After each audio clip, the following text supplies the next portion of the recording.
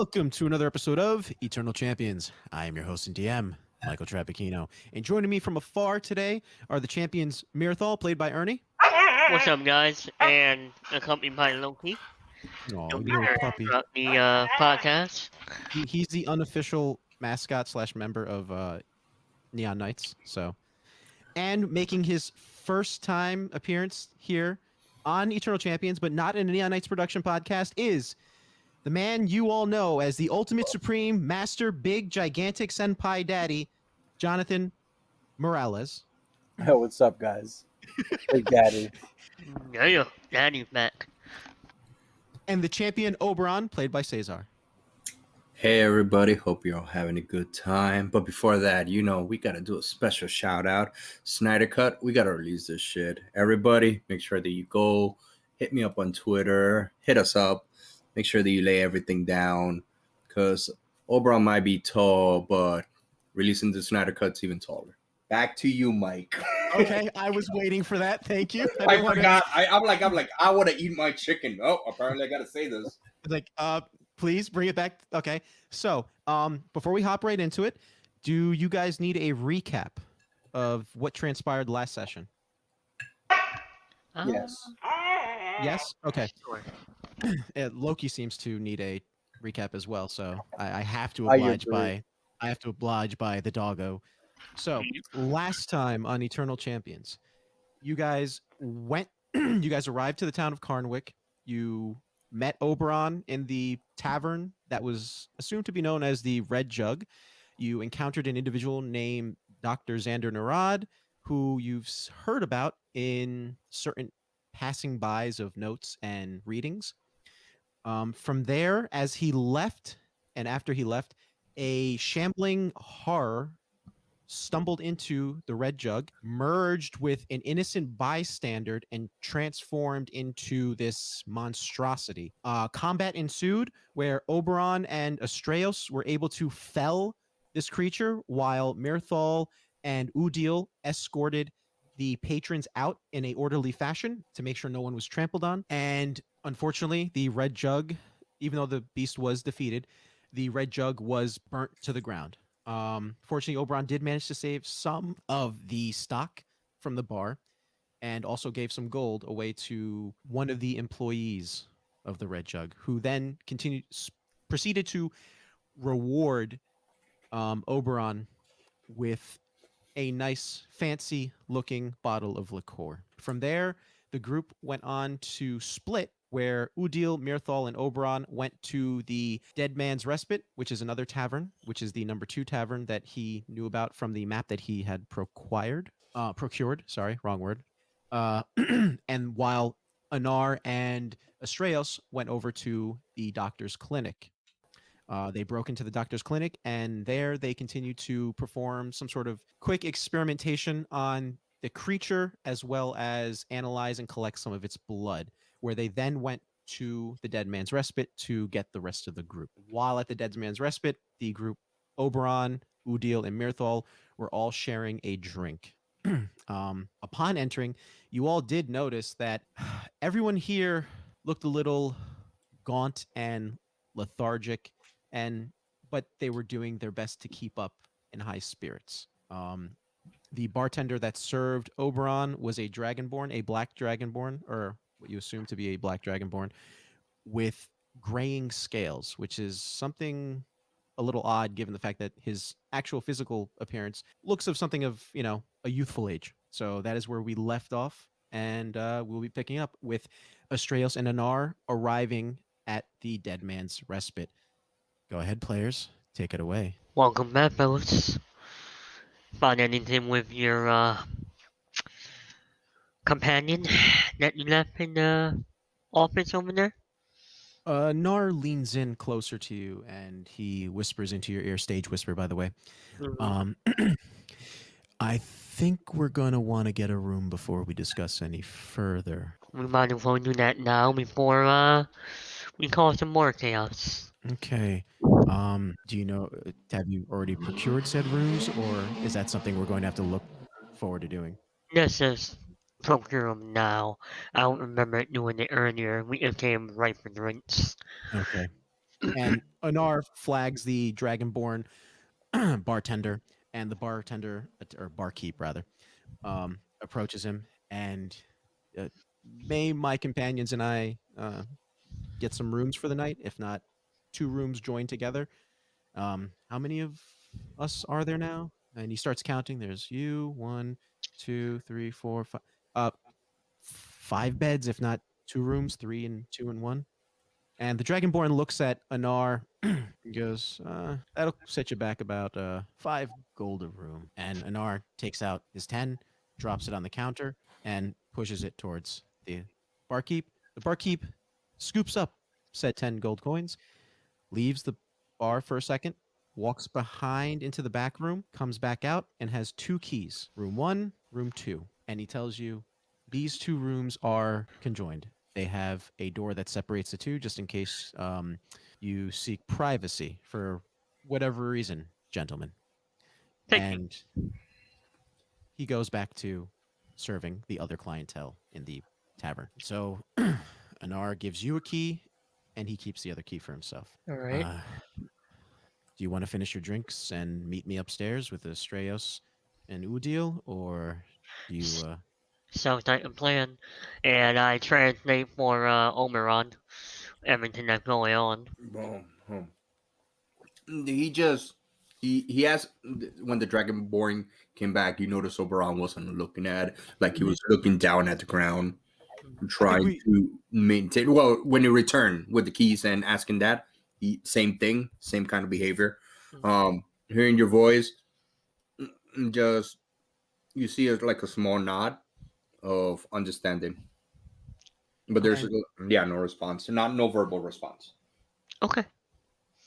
Yeah, so we'll finish our drinks and we'll meet you there. All right. And so Estrellos and Anar and Udil go up. Udil brings his drink with him, and they head upstairs and they head into room 2. So you're left with room key 1. Okay, got it. And I hold up my cup up to Omeron. Cheers.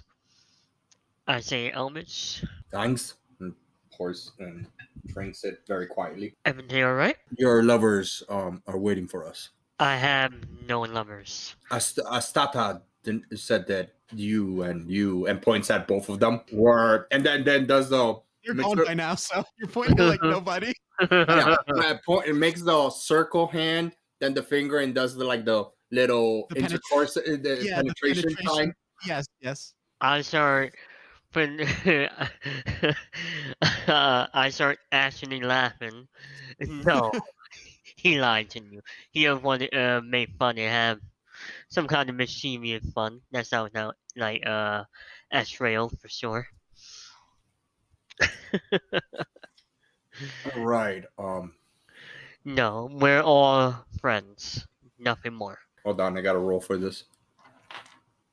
Just nods, and Usher motions towards where to go. All right, come on. And we head to the room. So you guys, as you get up from the bar, the stairs going up to the bar, up to the rooms, are literally directly up north of you. So the way that the tavern is set up, when you enter the tavern, to the right is the bar itself, with several casks of ale, as well as a door into a back room. And then behind you guys are the tables, usually about 5 or 6, as well as some lounging chairs on top of that, in front of a hearth with a roaring fire. That the guests are all talking, and despite their gaunt and sickly looking appearance, they are looking quite jovial, or at least trying to give off that appearance. But yeah, so that's the layout. So I wanted you guys to have an idea of what this area looks like. Nice. Okay, and we make our way up. So as soon as you guys head upstairs, so when you're coming up the stairs, facing downward, to your right are a series of doors, as well as to your left are a series of 6 doors. The rooms are labeled, Okay. so you don't need to check for investigation. And the rooms on the right are labeled from 1, 2, 3, and then the rooms on the left are labeled 4, 5, 6, 7, 8, 9, 10. Yeah, I think I counted properly. No, 9. Sorry, 9. overcounted. There we go. In your world, are numbers the same through all languages, or are they differ differently, like the alphabet does? They are different. Just like in, say, like if you're studying Mandarin, for instance, Okay. the numbers are different. Okay. And this is what you do notice. However, there are numbers, but there are also small little subsets of smaller numbers engraved. So it has the number 1, which is predominantly written in common, since that is the quote common language, Mhm. right? And then underneath it has a small engraving of the Elvish one, and then next to it the Dwarvish one, and then a Draconic one, and then underneath that it has a Sylvan one. That's awesome. Okay. So Oh, they are accommodating, but you have to look for it. yeah. Yeah. Oberon just goes and grabs like the first door on the left, opens it. Oh, it's it. It's it. And just closes the door. He's like, I'm sorry. So you open the door and give me a dice roll, a 1d6. Yeah. Let's see which room you're going to be opening. 3. You open the room, and inside is an elderly couple trying to sleep. Are you abruptly entering the room, or are you just opening the door, realizing you made a mistake, and then going out? Opens the door and just like hunches down to go through the door, and halfway he goes, oh, so sorry. Just goes back out. Let me see if they wake up. 86, 89. So no, they do not wake up.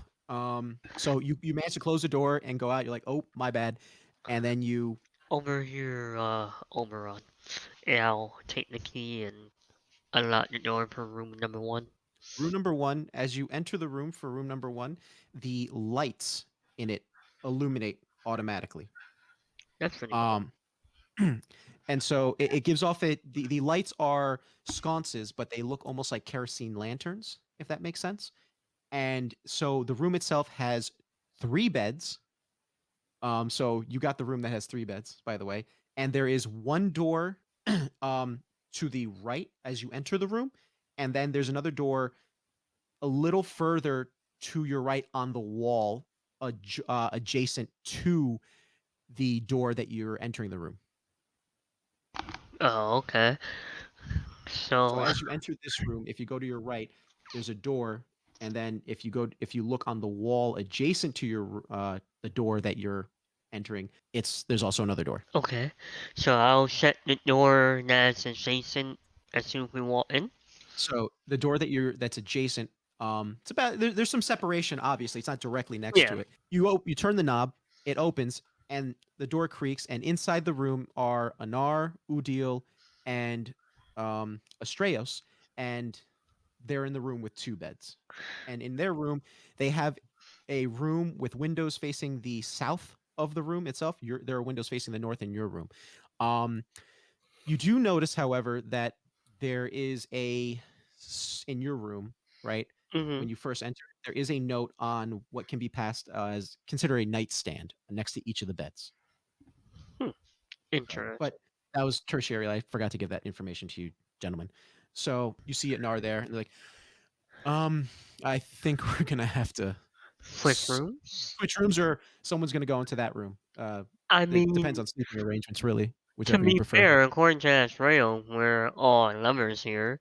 So, I'm sure he is sharing the bed You with see, you, maybe? you see, he looks at Anar. I mean, Anar looks at Astraios, raises an eyebrow, and he goes, "Ah, that explains a little bit." Okay. You do you though. I'm no judge. Um, and then Astraios goes, he has that look on his face where he shakes his head, rolls his eyes, and he goes, like under his breath, he's like, "Just give me a reason." And Udil is like, "You couldn't handle me." Mm. And Yeah, I don't think he wants handsing at Uno. It's okay. he goes, "Not these hands." And you see he's wearing like full on like plated gauntlets. And so he goes, "Well, all right, if that's the case, then Astraios, Udil, and myself, and then you and our companion, what's his name?" Oberon. It's just like ducking down, going into this other door frame that is a little bit smaller. Yeah, no, the door frame's about 6 feet tall, so yeah, it's still shorter than you, obviously. But Yeah, so like you just hear the creaking of the armor as he's going in. let's just say if you so if you jumped, how high is your jump as a character? That's one of the things that I don't know. Okay, But just off the bat, he's 8 feet. yeah, that's why I'm calculating this. Okay, so a Being 8 regular feet tall, he could probably touch the roof. you can touch the roof, but if you put a little too much force in your jump, you probably can hit your head on the ceiling. Yeah. Yeah. So especially if since there is a cross beam here, you got to be careful. So yes, so that's what Anar says to you guys. Is that okay or yeah? What is his name, by the way? Oberon. Oberon. Hi, my name's Anar. We met briefly. He doesn't speak common, my friend. What does he speak? So far, I know he speaks Elvish. I know he speaks. The Elder Tongue. I'm sorry, Draconic. I mean, the Elder Tongue. Okay, and then Anar begins speaking to you in Elvish, and he goes, "My name is Anar, son of Ankar Siegebreaker. Pleasure to be formally introduced to you." Pleasure's mine. And he bows his head. Looks over to Dio and be like, he has back problems too. Draconic. Oh, you said that to Udil? Yeah, because he like when Ernie's character did it, he like, oh, his back hurts. And like, yeah. And they're married, so you know it makes sense. Wow. Makes sense. This is that episode. Udil. So Ed just be like, oh, pleasure's mine. Oberon Hillcliff, traveler. I'm not good at these. I make maps. Oh, you're a cartographer. That could come quite in handy, actually.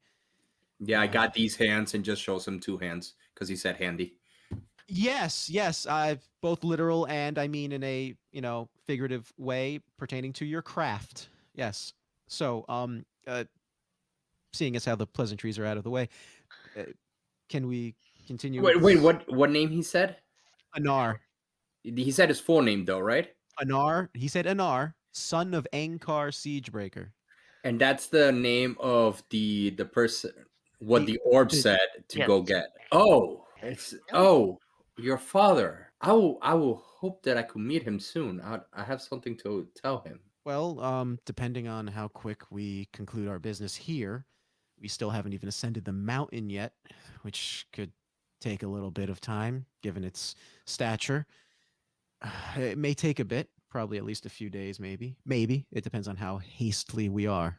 Well, I do have this map of the area and pulls out the map that he found. That'll help, certainly, but still, there are other perils as we ascend. Nothing that we can't handle, though. I reckon. Well, I don't want to be rude to your... He doesn't know what to say, so he's just like eyeing the lovers in the room, and I'll be over there, and then just goes out through the door. And you go back into your bedroom, your room. Okay. Seeing as how it's going to be Astraeus, what was the sleeping arrangement again? He looks at... Didn't come to one yet. Oh. So, Astraeus, Mirthal, and Oberon, and then I'll stick back with Udil. Okay. If that's okay with you. All right. That work for me. But I think we should discuss the more pertinent matter.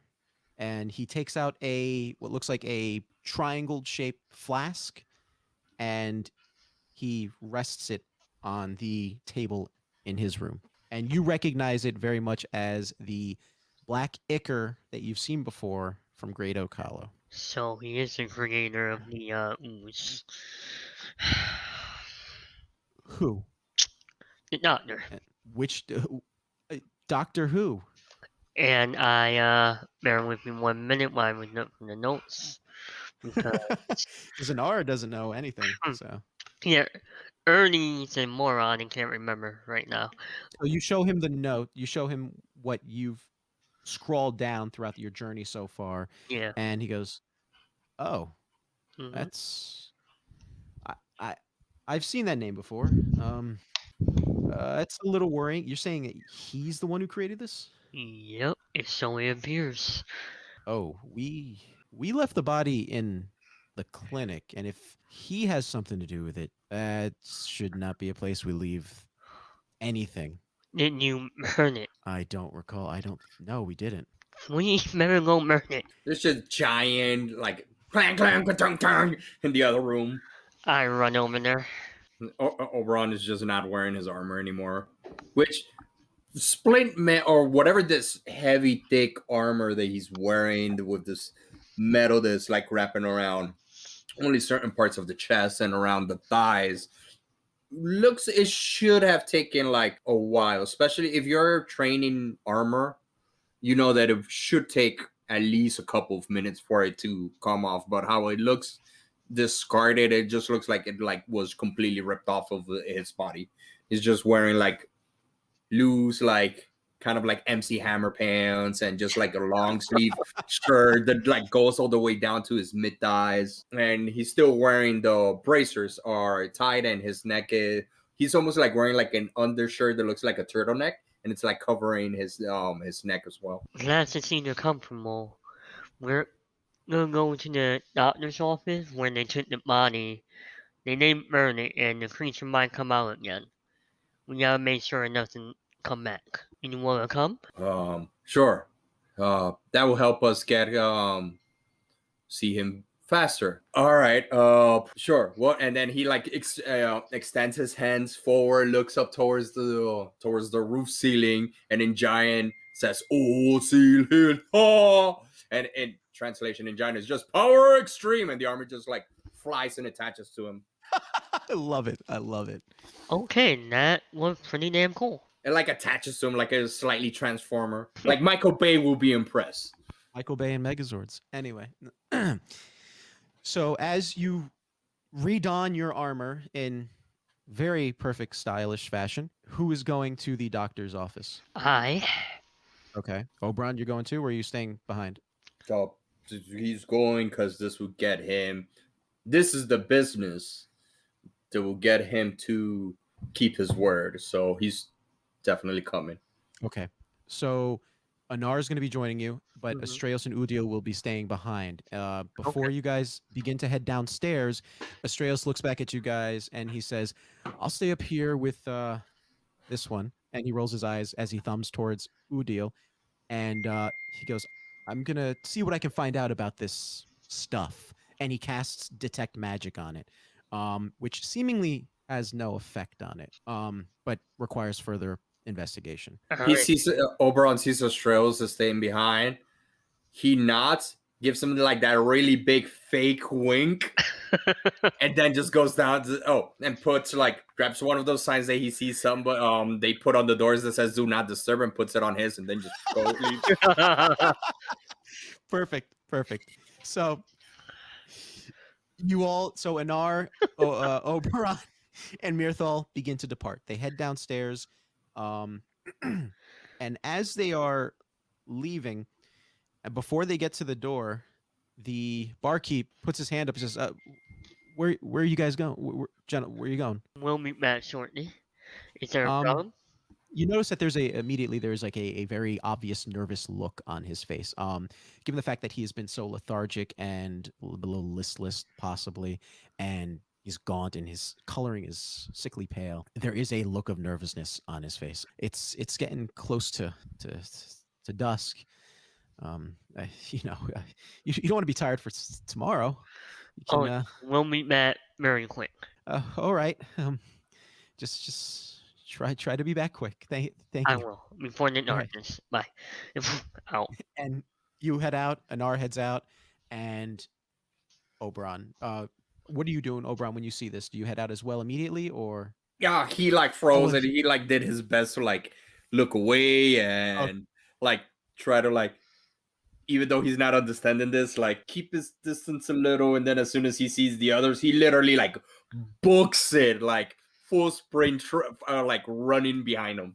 Okay, so yeah, you have your same expression towards the dragon-looking individual, and so as you guys head out, you do notice that the the sun is, you guys arrived in the morning. Mm-hmm. As time went on, it's about the afternoon, and given your current location, dusk is not too far behind. Alright, we must hurry. Whatever these people are afraid of, we probably don't want to run into it. And you notice that there are a lack of people in the street, both people who are making their quote pilgrimages, as well as even guards seem to be trying to stay in some sort of indoors. Hmm. But that's as you're going. The doctor's office isn't too far. You head to the doctor's office and you arrive to the door, and it has a sign that says the good doctor is out. Anar Oh. looks at you. He goes, I just did this so we would not be bothered. And so he opens the door Mhm. and steps in. I follow him. Oberon? He's just looking at this, thinking it's like, I don't know what they all caught, but guess relationships as he just walks through. As you enter, this place is a little cramped for you, Oberon. You can fit, but it's a little cramped because, as I described before, it's an all-in-one room. Yeah, he's a little hunched forward. He's just like, ugh. Yeah. And if you were to jump in here, your head would hit the ceiling because it's not too much taller. It's about probably like maybe 9.5, 10 feet tall, like when it hits the roof. But yeah, laying in the middle of the room on this somewhat of like almost like a miniature operating theater, Mhm. is this creature. And you can tell where these incisions have been made, where more fire has been left to cauterize the wounds after they clearly have bled the creature. Mhm. So, what are you gentlemen doing? Well, I pull out my torch and I say we're better all burning the body completely, making sure that creature can't come out. Now, I wholeheartedly agree, but Mhm. and he's speaking in Elvish as he says this, by the way. Yeah, because Oberon just sees the torch come out and like, Yeah. oh, so okay. I agree that we should burn the body, but Actually, Mhm. I think we should maybe do it Outside? outside That so the makes sense. building might not catch fire. Come on, that's as he's saying this, Oberon's already grabbing like a curtain, and he's like, "Oh, right," and then just lets go of it. We don't want to burn down the tavern and probably the only place these people can seek any sort of medical attention. Alright, Oberon, Just a thought. you wanna help me lift this trial in person out of here? Well, body out of here? You mind? He just literally doesn't even like wait for a response. He just grabs it Okay. and then just goes outside with it. Hits his head on the way out. And just like, oh. So there is a alleyway. I would say so like an unused or seemingly unused area Alright, let's light next to this. the clinic to the left facing it. Let's light this sucker up. I light the And torch. you light the torch. Anar throws in some oil on it, some holy oil actually, which he always brings with him because he's at the world's grave. Nice. No, before that, Mhm. before the lid Oberon took, we didn't get no coin from nobody, right? Nope. No, sir. You gave a certain amount of coin to the individual that works at the establishment that was burnt down, but you didn't receive any coin yourself. Would have gone to. Let me get mine. What's Ernie? What's your character's name? I keep forgetting. Mirathol. Mirror. Oh, you, because you didn't tell. Oh no, you did tell him his name, Myrtle. Do you have change? And brings out his only gold coin. What is that for? Oh, there's something. Something has to be like change, please. I can show you. You want chains? Okay. I'll give him a chain for a gold. Okay, so you get your gold. You get your What change for your gold. what denomination you give him? I'll give you what is it? 3 what I forget how the denomination work.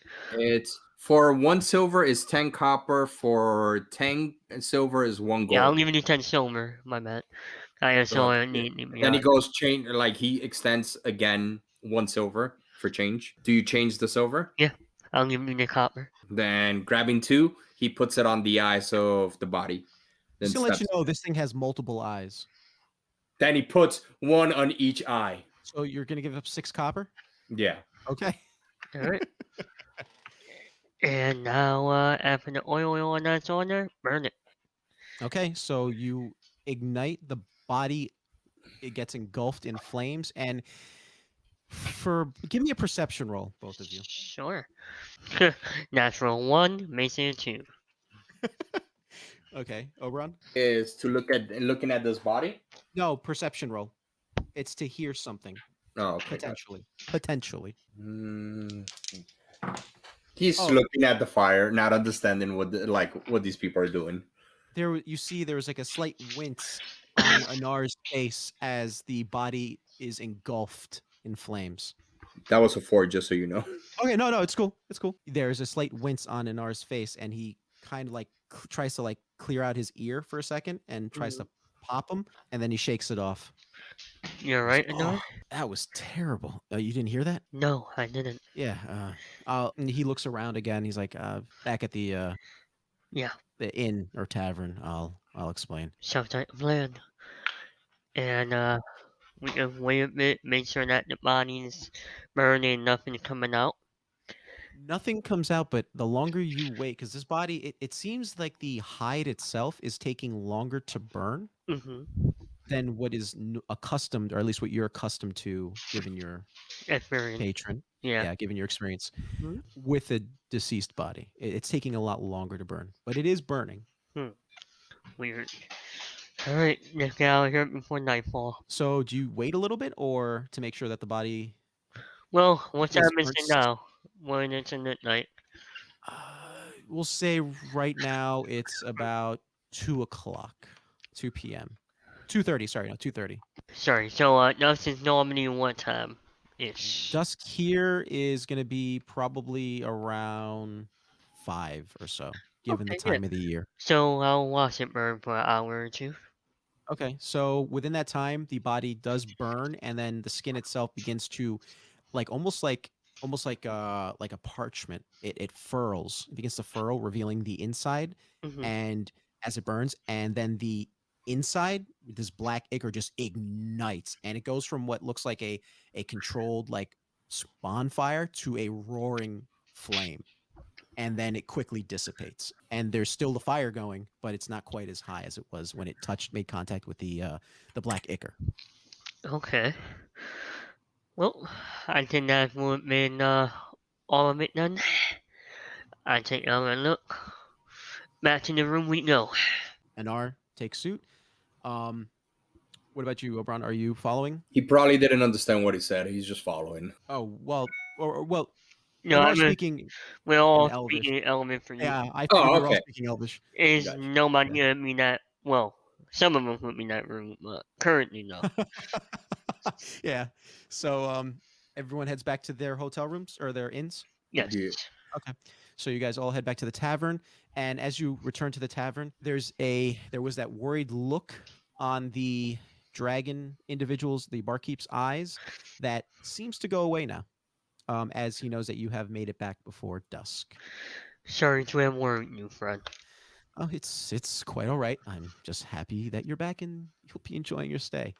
I hope. If there's anything you need, please do not hesitate to ask. I live in these quarters, and as does my wife, and she prepares all the meals. So if you do find yourself hungry, as well as any of your guests, we can see what we can make for you.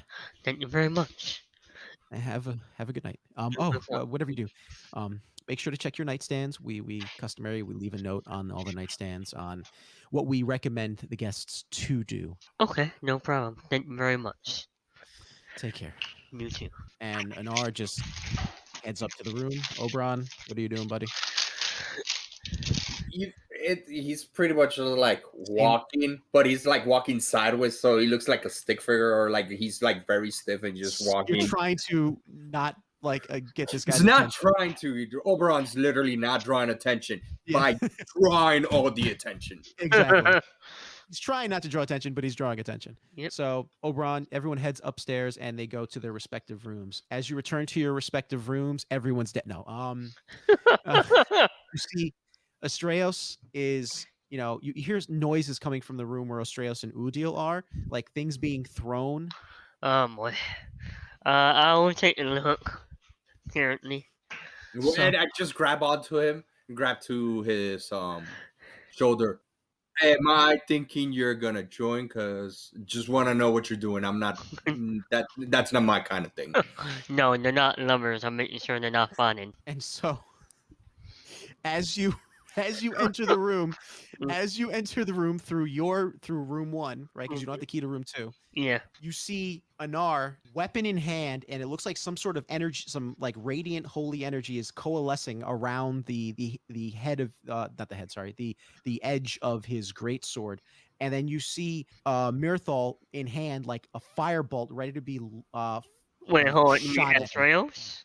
Sorry, Astraeus. Sorry, Okay. Astraeus, with a firebolt almost ready to be flung at Udil. What's going on here?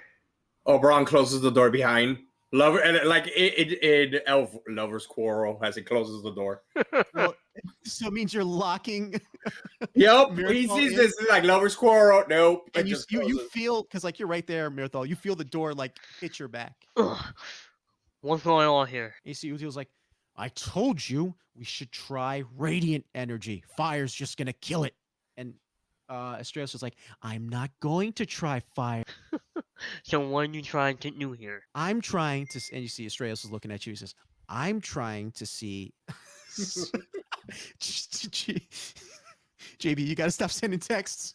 I mean, someone else gonna get their cheek clapped. Yeah.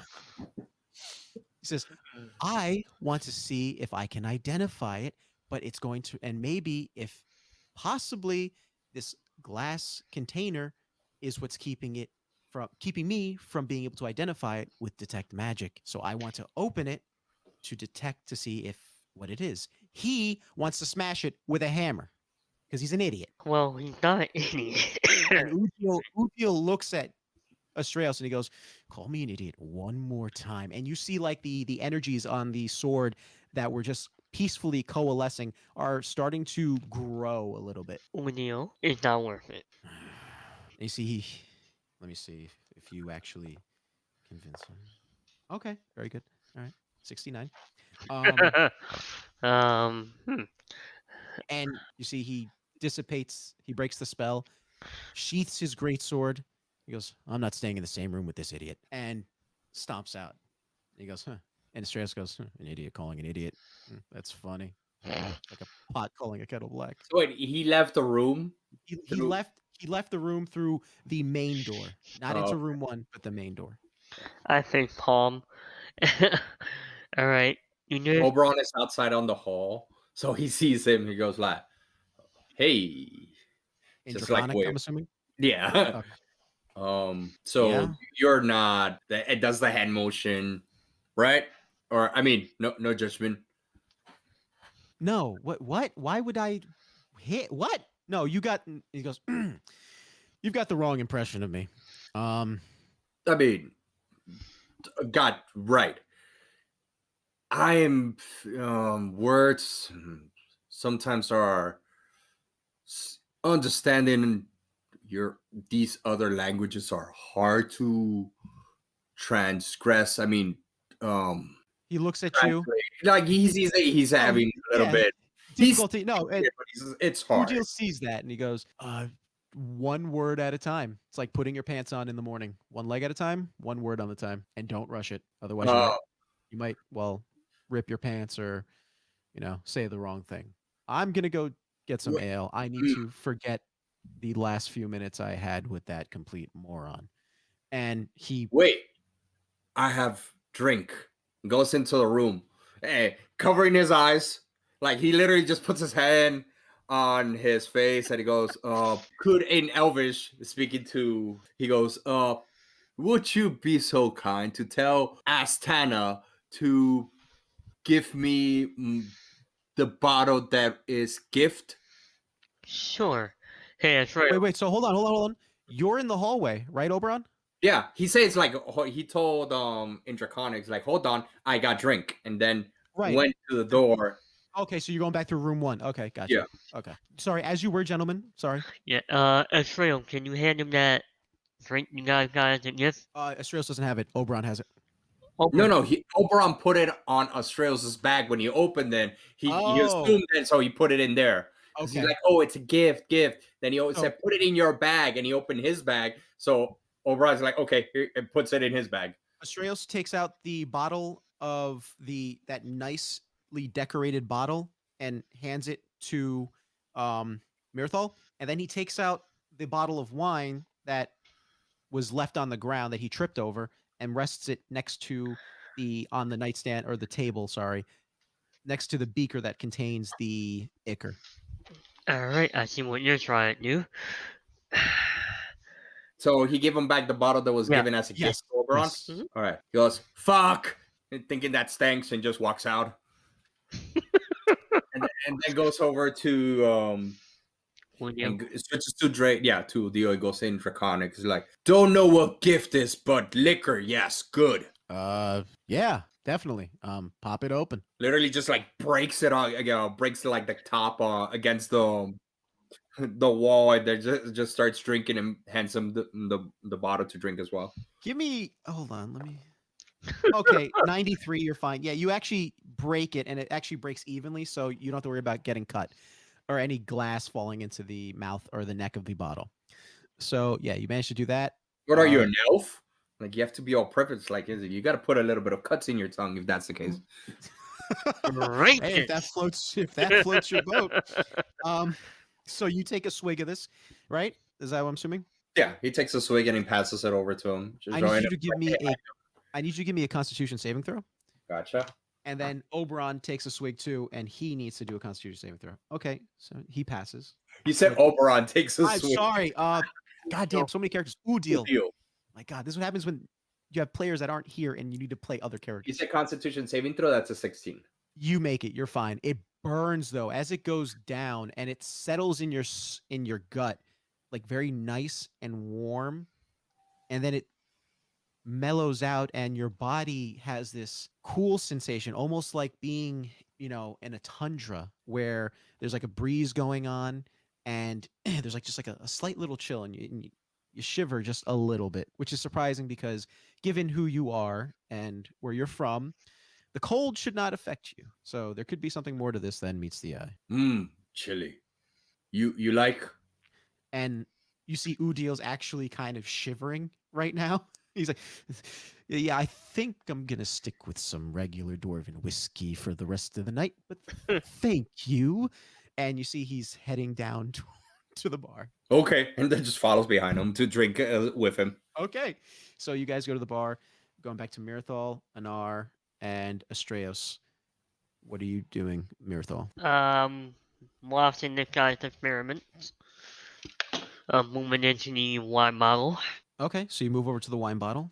What are you doing with it? I'm not doing anything as Trails is. Since he wants to try a No, he transfer just from he one bottle took to it. the other. Yeah, he took it out of his bag. Just put the wine bottle down there.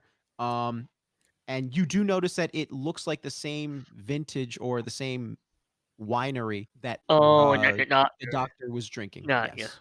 yeah. Yeah. Okay. And you see Astraeus is looking at this liquid, right? This black ichor, and he's investigating, trying to figure out what's going on with it.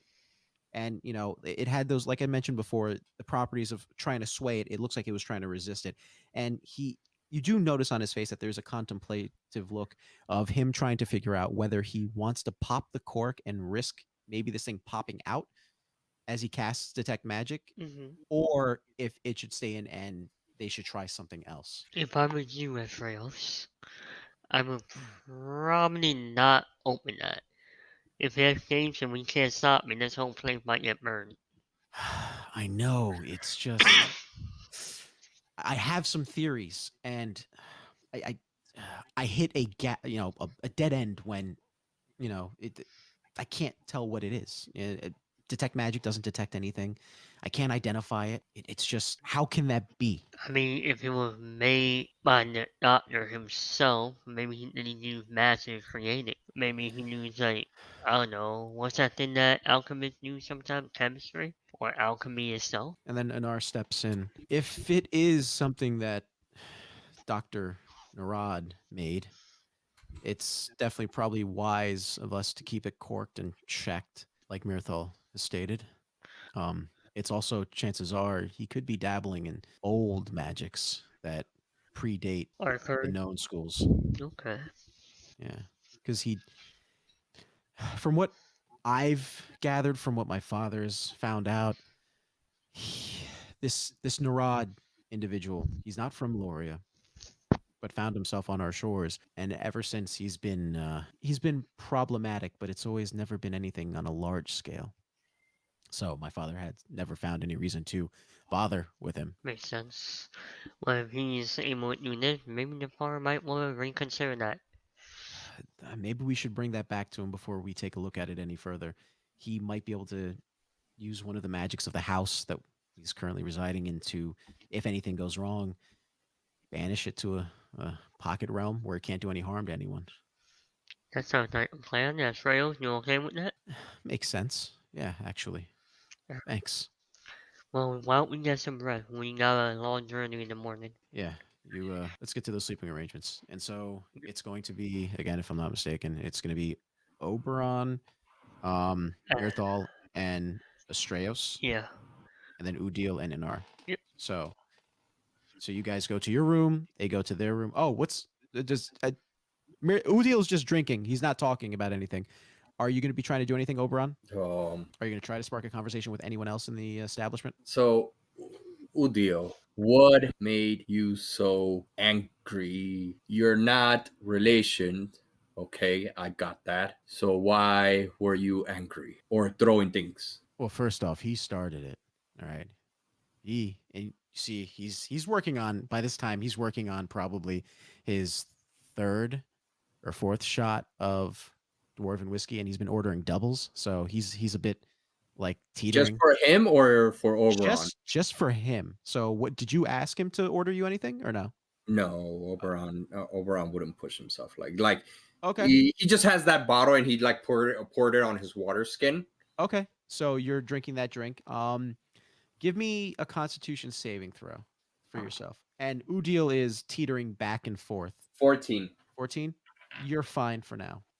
And you have that same feeling of the warmth, and then after it is followed by that nice relaxing cool. It's almost like first starts off hot and then it cools down. So Udil is teetering back and forth, and he looks at you and he goes, "He started it. That's why. I certainly was going to finish it. That's how I do things." So, Oh, you, like that. You were gonna put. He was gonna meet your hands, right? yeah, I was going to give him hands, just like he got hands from that monk. Huh. Huh. Yeah, Jesus. Yeah. I wasn't there. So he's the weak one in your group. I mean, he's useful. I mean, we all excel in different things. And you see, he takes another shot, so now that's 5 because the barkeep just keeps pouring them. And Udil, as this continues, Udil just starts to have that like tired look in his eyes, and his teetering is getting a little greater to like he goes forward a little bit, but goes back even greater. Goes forward a little bit. So do I? Does it seem like he's not able to? Does Oberon understand that he's maybe not holding his liquor that well, or he's getting to that point? It's you can definitely read that he is drinking to calm down, and he has gone past the point of calming down. So he's now just looking to just drink for the sake of drinking. It's not a healthy behavior, but it's the way Udil calms himself down and copes. And once he gets started, it's like snowballing for him. Uh, as he's doing this, Oberon's just like, huh, and he goes like, "This isn't. I understand. Weak people do that sometimes," and I'm just like snapping. Oberon snaps his fingers to like get him to look at him while he's having this conversation. I wanna swap cups. Okay. So what are you gonna do? Because I imagine that did this place by any chance brought him water since he's not ordering a drink or something? If you ordered for water, you could get water. But Can't no, speak the language. You can speak Draconic. It's only that dragon person. Yeah. Yeah, he's not speaking to them. Okay, so no, you don't have water, unfortunately. So Unless you ask Oberon, Udil to order water for you. He would swap his mug with an empty mug. Okay. Yeah, he's got to the point where he doesn't notice. He's sipping at it, and it's like he's just thinks that there's beer there or ale. He's just like every so often he'll just like swap it to make it like feel like he's grabbing it, and then it just like awesome. He's like preventing him from drinking too much right now. Right, you don't want him getting the sick, especially if something happens. As time goes by, patrons are leaving, but there are patrons going upstairs as well. And you notice that they are leaving right on the cusp of when dusk would be. And as this happens, you hear a bell ringing in the distance, just like a town crier, just a bell ringing, not followed by any words whatsoever. And as that happens, you see that there was a patient pace goes to a rush, and they all rush out the door and leave the establishment. Well, not all, but some go upstairs to their rooms. No, he's just there sitting with Udio, and he goes, I guess that's what they call last call. Hey, you should let's drink. And pour some of the alcohol from the bottle into one of the empty mugs, takes his and passes him that one. So you're giving him some of your alcohol? Yeah, and then he's taking the one that he's been drinking. It's like to good friends or strange people, and he just clanks his glass with him and chugs the entire thing. So he cheers with you, drinks, and because he rolled a 6 on his con save, right? You have to roll a con save too because he had disadvantage. Yeah. He drinks and he chugs it, and then he falls off his stool and onto the floor. Unless you're going to try to catch him after your con save. Like, 13 on his regular drink. You're buzzed right now. Seeing him tip over, just like extend the arm and to grab onto his underarm. Yeah, so you catch him, no problem. But yeah, you are buzzed right now. Yeah. Fireman ladder, just toss him over the shoulder and just wobble upstairs. And you head upstairs where everyone in your room is already sleeping, as well as possibly in the other room. Kick open the door. You kick open the door? I found mine. Just like walk in. Okay, so does that wake you up, Mirthal? Yeah, definitely. I don't. Yeah, I'm a little buzzed, so I guess I opened the old people's room again. Oh, God. 3. Yeah, they're getting up for that. They look at you like, get the hell out of here. Fuck. And then just go underneath. Forgot that he has them, so like as he stands up, Udio's head just hits the board and he goes, oops, sorry. Udil's out. Udil's out. Actually, let me do a roll. No, that wouldn't be enough to have to do a death saving throw. Never mind. Yeah, so Udil is out. You're talking about a guy who's just swinging recklessly, I'm assuming, right? Because he's buzzed, right? Yeah. Smacking against a board, like a wall. Yeah, and like the guy's not wearing a helmet, so that's gonna hurt. All right, that's true. Yeah, so at least damage of some kind, but I'll let it skip for now. Next time, though. Next time. Open door 2. I don't know what the D6 number 2 would have been. Oh my god. Oh, man. D6 number 2. I have to put the. Wouldn't that be room number 2? No, can you set? No. That's That would right. be that would be where the room of 6 rooms are. You open the room and it is an empty room. No furniture, just a solitary window looking out with the drapes covering the window. And that's it. There's literally a solitary room with a solitary window covered in drapes, and the room itself is empty. Nothing. We're here. And then just like lay him down, put his backpack underneath, take out a blanket, cover him, and then literally just grab each of his hand axe and in a circle just tosses them into like digging them into the ground in almost like a compass style. Okay. He would have had 6, but he has 5, so the compass is a bit off. And then quietly don off the armor, hand on great axe, help Udio get his armor off so he doesn't. You're gonna have to undress him yourself. Yeah, This that's fine. It's drunk. It's gonna be a while. Yeah, so this takes a while. And this by the time you finish with this, it goes from dusk to the point where the last vestiges of light are starting to go away. And as this happens, give me a perception roll with disadvantage. Gotcha. With disadvantage, one was a 19, the other one was an 11, and perception is a total of 12. 12. It's just enough to just maybe make out the faint sound of some sort of buzzing. Looking around, do I see anything that would cause the buzz? It's coming from outside the room, not towards the hallway, but outside the room, towards facing the window. Are there curtains in this room? There's a solitary window that's concealed by drapes. Just go to the window. Shh, you drunk? And just close it, and then just goes to sleep. The window was already closed. The drapes were already closed. Yeah, opens the drapes. So sees that there's no bugs. Thinks this is the person next to him, and in giant just says, "Shh, you drunk," and then just closes the curtains and just knocks out on the ground. Brief moment that you do have the window open.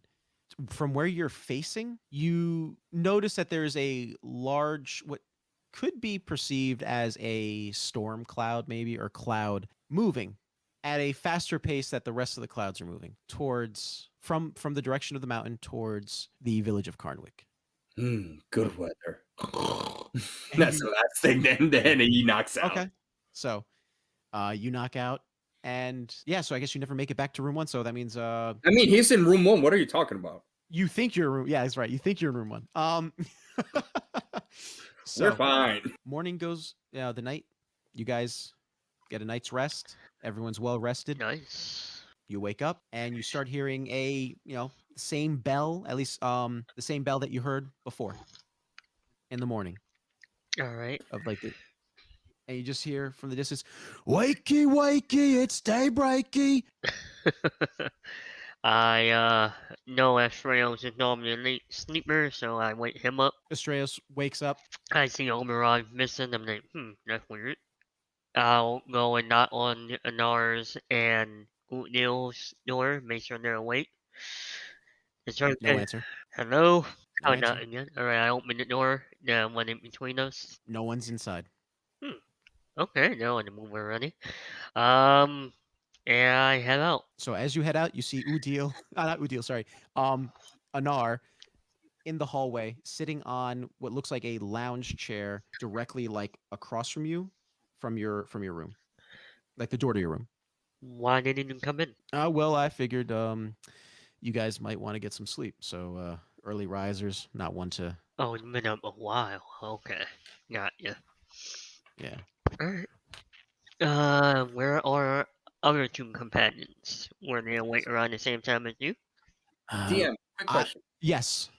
Because this does fall into Oberon stuff. Mhm. Oberon will literally just knock out and then wake up like clockwork always. As soon as it hits the threshold full relaxation, he wakes up because of nightmares. So he would have woken up, which would have been like at the 8 peak. So whatever time that is, and then he would have woken up Udio. Okay, even buzzed? Yeah. Okay. Well, if that's the case, you potentially probably woke up before Anar, slightly before Anar. So are you going to be out in the hallway at that time or no? Or would you still be in your room? I would put the clothes back on Udio as he's still asleep. Yeah, Udil's out. Yeah, just put it back on. Okay. It takes a little while. So actually, we'll say by the time that you get done putting on the armor, you're still in the room, but Anar's out and Mirathal steps out at that time, right as soon as you complete putting on his armor, because it's a lot of armor and weaponry. I haven't seen him. Udil never came back to the room. I stayed up a little bit to make sure he'd come in, but nothing. Interesting. And you see Estrellas was like, "Yeah, good riddance." Hey, he helped us out a few times. One argument doesn't say that. Yeah. And you see he rolls his eyes and kind of has like a bit of a cocked face. He's like, yeah. Like that type of look on his face. I shrug. It's as he hits the door frame and it just comes out. He just looks like holding his head, wiping the Alright. sleep off it. And he just like turns and like nervously waves towards them. And And Anar looks at you. He goes in Hello. Elvish, "Good morning. It seems you found yourself in not the right room, but okay. Glad you guys are safe. Are you still carrying Udil or no? yeah, Okay. he's still if he's still sleeping, he's over his shoulder. Let's leave Udil, to sleep. So that's why he recovers from his. I'm sure it was quite a Eventful night. to say the least. Not fun. Get some rum and move on before we lose more daylight. Mistros is like, all right, you know what? If he's gonna stay here, I might as well keep an eye on him. I'll take a look at that stuff and maybe take a look to see if there's anything special about that bottle of wine. Alright, well, let's try not to kill each other, okay? Unable to understand that conversation, Oberon just starts heading with carrying Udil down the stairs. Anar goes, no. Put him in my room. Put him in my room, please. And then Elvish is like, And he points to the door that says 2 on it. Well, you don't know that it says 2. And, well, he opens it. He creaks the door open. In there, please. I don't care where. On a bed, on the floor. Just. is he gonna be in there too? Who are you pointing to? And he points towards Astraeus. Maybe. I don't know. Astraeus. He goes, I'll stay in my room. I don't want to hear the mouth breather. He's just nodding his head like, what is he saying? No, they'll be at arm's length. They'll be fine. So Astraeus will keep to himself, and Udil will definitely keep to himself. He gives his word. Do you give your word, Astraeus? Astraeus rolls his eyes. He goes, "Yeah, I give my word, all right." And he, damn, playing these characters. Anar looks at Oberon.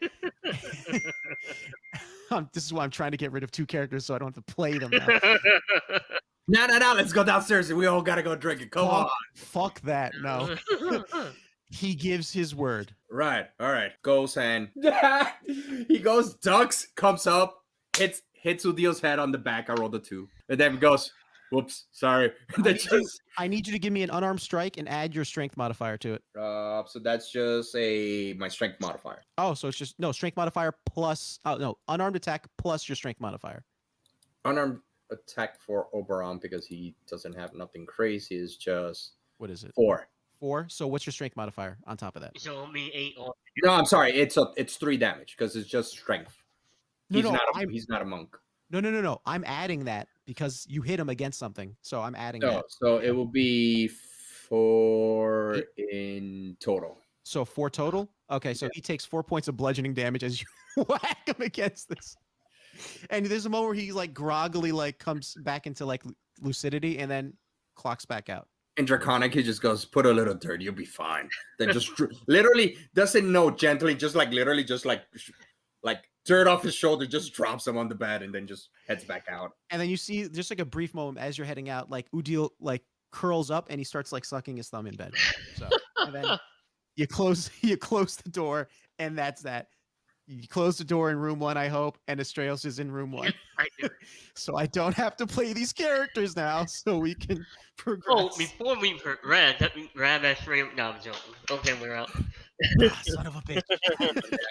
After I get my breakfast, I'm gonna come and bring me Odile his breakfast. Udil is going to mysteriously vanish. Well, like he does. Yeah, he knows. Yes. So you guys head downstairs, and already the morning crowd is shuffling in. The draconic looking individual at the bar is at work serving breakfasts to everyone, and you see another draconic looking individual, a woman, only her scales are red, and she still has that same appearance as him where the scales are whitening, and where the red meets the white, there's like that nice blended hue of pink that kind of gives like a Japanese cherry blossom color. So it's white, that Japanese cherry blossom pink, and goes into red to her scales. But she seems to be also helping him serving the breakfasts to the other patrons at the tables. So you come downstairs from where you're facing. The bar is right in front of you, and then the tables are to your right. Not all the tables are filled, but they seem to be getting filled quickly. Are you going to be trying to get a seat at the bar, which does have some open seats as well, or are you trying to get a table? Whatever is easier. I'm gonna try and eat quick and get out. Okay, so you guys get to a table. It's a large round table. It seats you three comfortably quite well. Do you guys ordering anything in particular? Or just eating and then chow and getting out? I'm basically getting shower and getting out. I'm gonna get a moon, so. Okay, Anar's doing the same thing. Oberon, like seeing them, there's two Dragonborn now. Yeah. He's just like literally just not even looking, covering part of his eyes, like pretending that he's like just still sleeping or something, and just like in Elvish, Anar is looking at you and he goes, "Do you eat? What do you eat?" like, no, what? Fine. I eat everything. Yeah, don't worry about it. Fine. And he waves over the red dragonborn, the female red dragonborn, or the female draconic individual, and he signals to her that she reads from him. She goes back to the kitchen, and a few moments go by, and she brings you a plate of what he's having, which is a heaping plate of eggs, meats, biscuits, baked beans. It's almost like a full English breakfast. And at the end, it's topped off with like a Yorkshire pudding type pastry that gets dropped off at you. And is that it? Are you guys? Yep. Okay.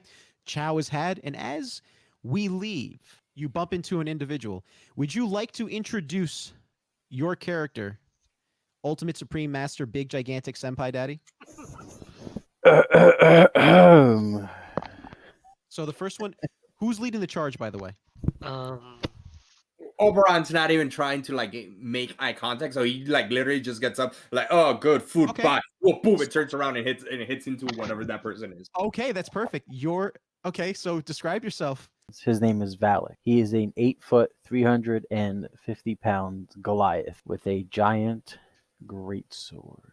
Anything special about him? Like what type of clothing is he wearing? If he is wearing any at all? Well, they don't know your name, by the way. Oh yeah, I'm just describing his name, to everyone, not in the game, but Physical appearance. You said 8 foot tall, 340 pounds, if I'm not mistaken, right? 300, yeah, all muscle.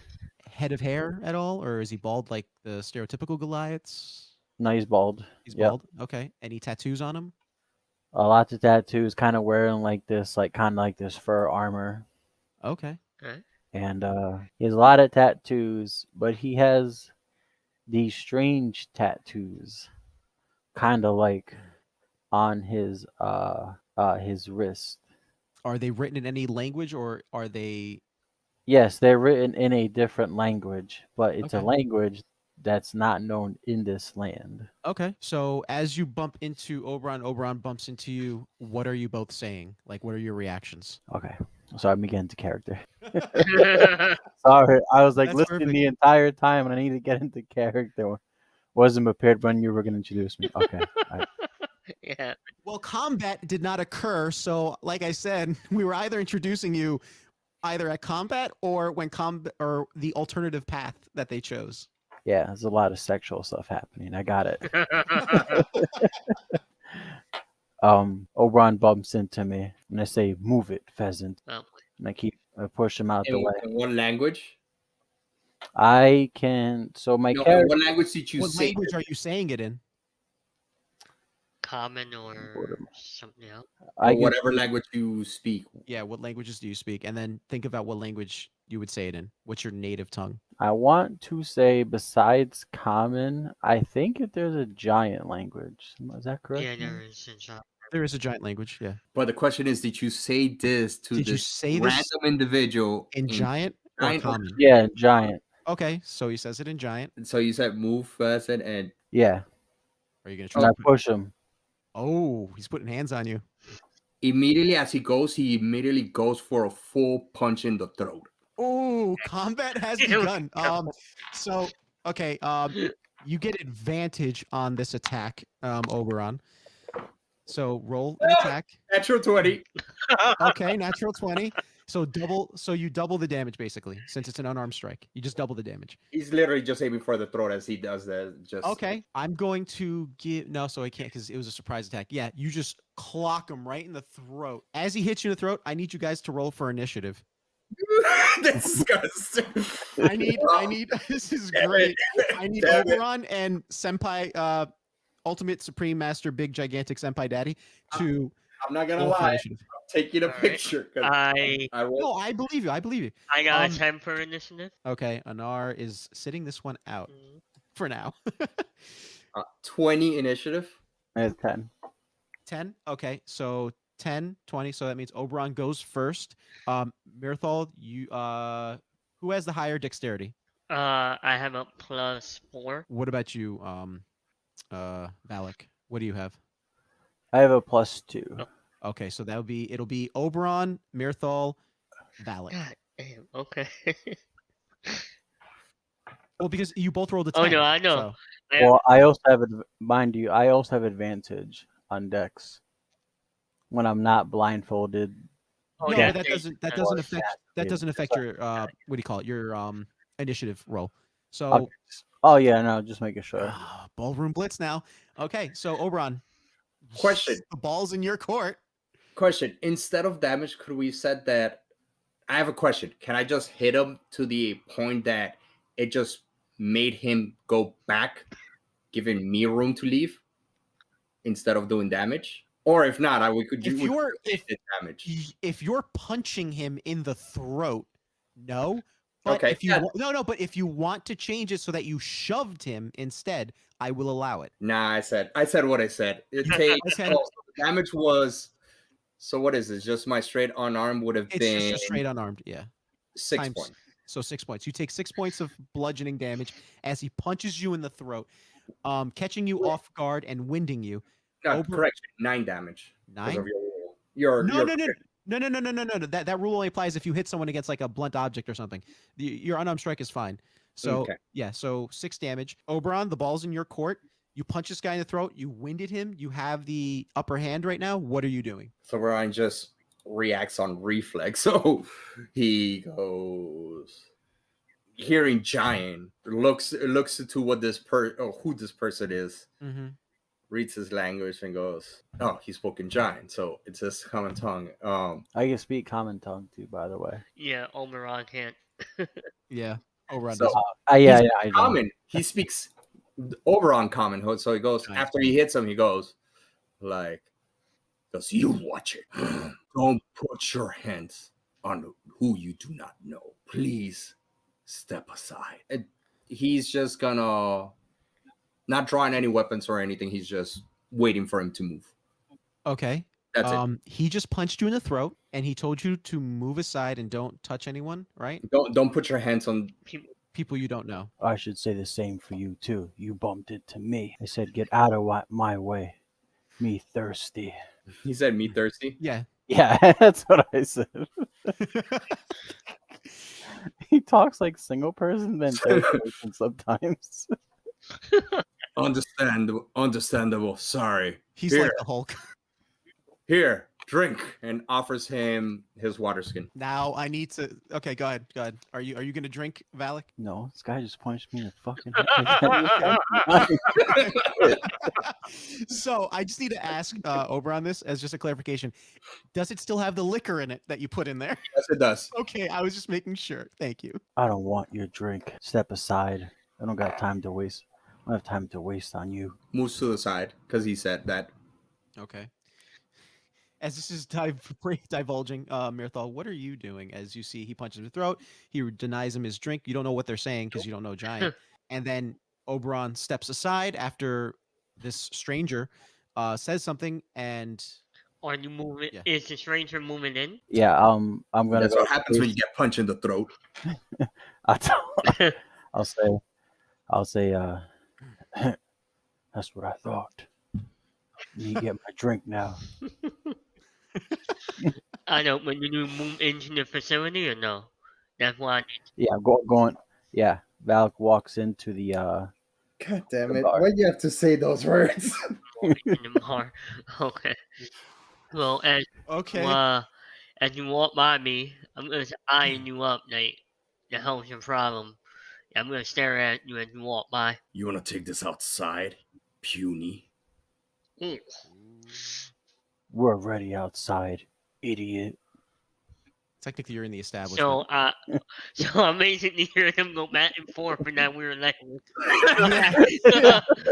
I'm like, what in the fuck are they saying? Now I know how Oberon feels. Okay. You s- It's your turn. So. so Valak, it is your turn. He. Oh wait, no. Then you responded. Oberon, your turn. Oberon is. There's these fucking dragonborns. Just spits at his at it towards its feet and walks out. Oh no, you did. Yeah, that's a disrespect for where we come from. in the third person, I'm talking to just us. Yeah. In the worlds of Goliaths, Where he's from. where I'm from, that means you like to challenge, and then we seek challenges. So Valak looks at so what's your character name again? Oberon. Oberon. Okay, I got that confused, Arnie. Anyway, Valak looks at Oberon and says, "You want to have a fist fight, punk?" He's just outside. He just like brings his palm up to Oberon to face Oberon and gives him the "come at me." First one down buys the other person a drink. It just cracks his nut because it's like there's for the first time there's a giant grin on his face. What's Inside Bernie's the character again? Mirthal, what are you doing when you see this? You don't know what I they're don't saying. know but what they're saying, but I'm gonna. Shit's about to hit I the am fan. going next to Omer. I'm waiting. I don't know what the hell's going on. I am over at Ernie, what's your character's name again? Miracle. Miroto. I'm just trying to learn how to say it. Sorry. It's okay. I'm like, Miroto, hold my babies and just give them all the weapons. Just- I'm, Is he saying okay. that inside or outside? I'm sorry. No, I'm just fucking with you. So are you guys doing this outside or inside? We're inside. We swap places. He was outside and I was inside. Now I'm outside and he's inside. You see the dragonborn, the draconic looking individual, looks at both of you and starts saying in common, not inside the establishment, please. Blood's kind of difficult to clean off of stone when it seeps in. Puny man, quiet. You see the dragonborn looks away. Oh, give me an intimidation roll, actually. I was talking to the bar. Yeah, I know. Give me an intimidation roll. 16. He looks you in the eye and then quickly looks away and goes back to serving one of the patrons at the counter. Since you said that in common, I look at you. Oh, in the very tough intimidating somebody that old, huh? Why don't you try that with me? And Anar puts his hand on your shoulder, Mirthal, and he goes, "This seems like something we might not want to get into. This might be something they need to just duke it out. Just an Listen. inkling." Everybody equal Ah, where I'm from, no matter what. Short, tall, skinny, fat, men, women with breast equal. I don't give a fuck. We walk So- past the doors and we get moving. I think we should get moving and just let them settle their own dispute their way. It seems like a them thing. True. Yeah, I say, all right, now I start moving. And so we begin to head out, leaving Oberon to fight Valak. As Myrtle comes out, just puts his hand on his shoulder. It's like you, like this is in Elvish, and so the thick accent drops a bit, and it goes like, great, perfectly what I needed, What? and it's like judge, and then just points towards him and translate. Oh, he dishonor our. Okay, so you want me? He talked ill of you. And he's just gonna lie to him. Oh fuck, that was hard. Nah, he just says like, yeah, he talked ill of you. I will not let this stand by. I don't care what that person says. But you have to handle their situation, you handle it. We're start moving on, catch up when it's done. Sure. You got this. And I walk away. Yeah, Anar's got a good few feet. Like he's already left. So Yeah, man. And one thing you noticed about Anar, it wasn't the fact that it did. There was no look of fear in his face. Mhm. There was just more of like, this seems like something they need to settle their way. That's the look on his eye. Yeah, I got you. I sensed that when you said it. Oh, you hiding in house? You don't want everybody to see. I understand.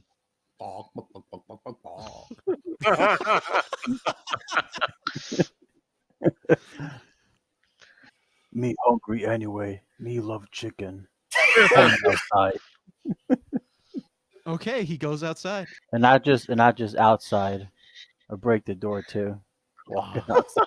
Yeah, the barkeep does not. You hear like a sigh, but that's it. No, rebuttal or anything with the barkeep. Okay, so we'll keep the same initiative order. It's going to be Oberon first, Valak second, in the middle of the town, as Anar is bugging off to just get a lay of the land and see what's going on with this area. Miracle right behind him as close as Just, possible. Okay, so fight. just remember, no weapons, just your hands. You about a cat's these hands. Sorry. In giant, I imagine. Yeah. Oberon nods. So Oberon stands, lifting his chin, just stays there, letting him make the first move. Mistake. I'll walk up to him slowly. What does that translate to? Stomping. Stomping. Come on, don't you see giant? Gotcha. Up. I don't speak giant. I Ah. You mean you don't speak angry? No. Alright, so Phallic walks up to Oberon 5 feet from each other, staring at him, and I'll say, "You lucky got first punch. You gonna regret that." No, you understand it because his behavior is giant behavior. So he already got one hit. He's not gonna hit you again. He's waiting for you to go ahead and attempt to. 6. It Yep. hits him, and Oh. Oberon goes, And my that's an unarmed strike, by the way. That's like I said. Yeah. And Oberon goes, oh, my turn. Literally does a full whine and goes for his gut this time. Okay, so if you're allowing that 6 to hit. Well, it hit his, but it didn't go through his armor. It just hit his. Oh, you're still wearing your armor. Okay. All right. Yeah.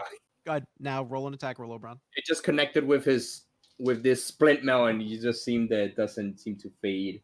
Would a unarmed of 13 hit? Correction, 12 hit. No, 8. Yeah, 12 hit. 12? No, my armor class is 14. Gotcha. So it's just like pit. Did nothing. Pit. I'll say, huh, missed me. You fun. And I go for another unarmed strike because that's what I said. Mm-hmm. Missed. Not just an animal. I do have some rules.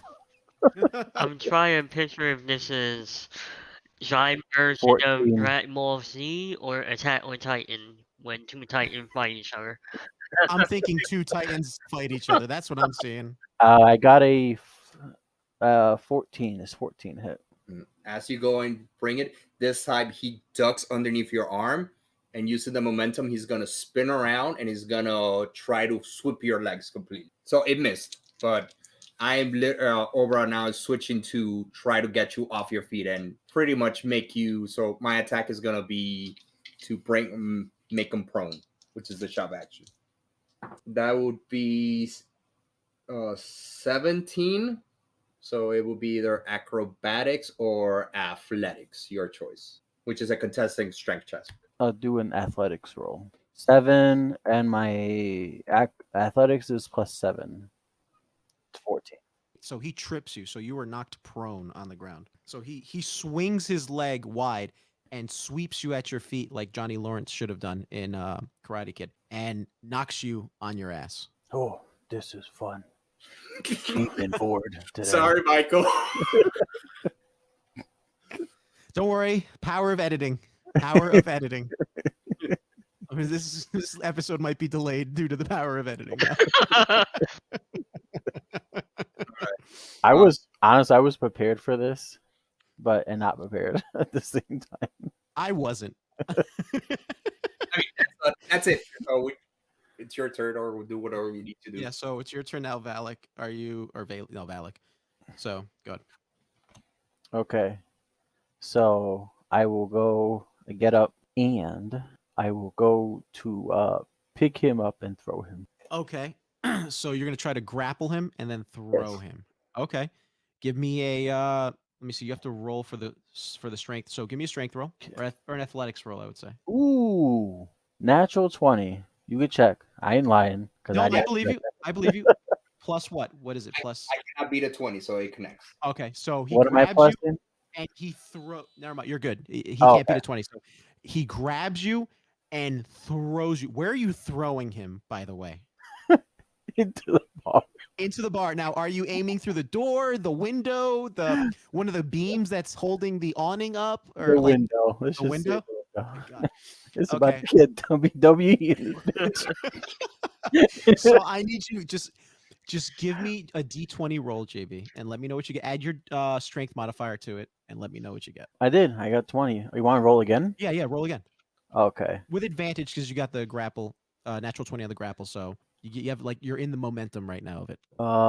3 plus 7, 10. Is that with advantage? Oh, am I doing advantage Yes. again? No, Okay. you had advantage. So you roll twice, take the higher of the two.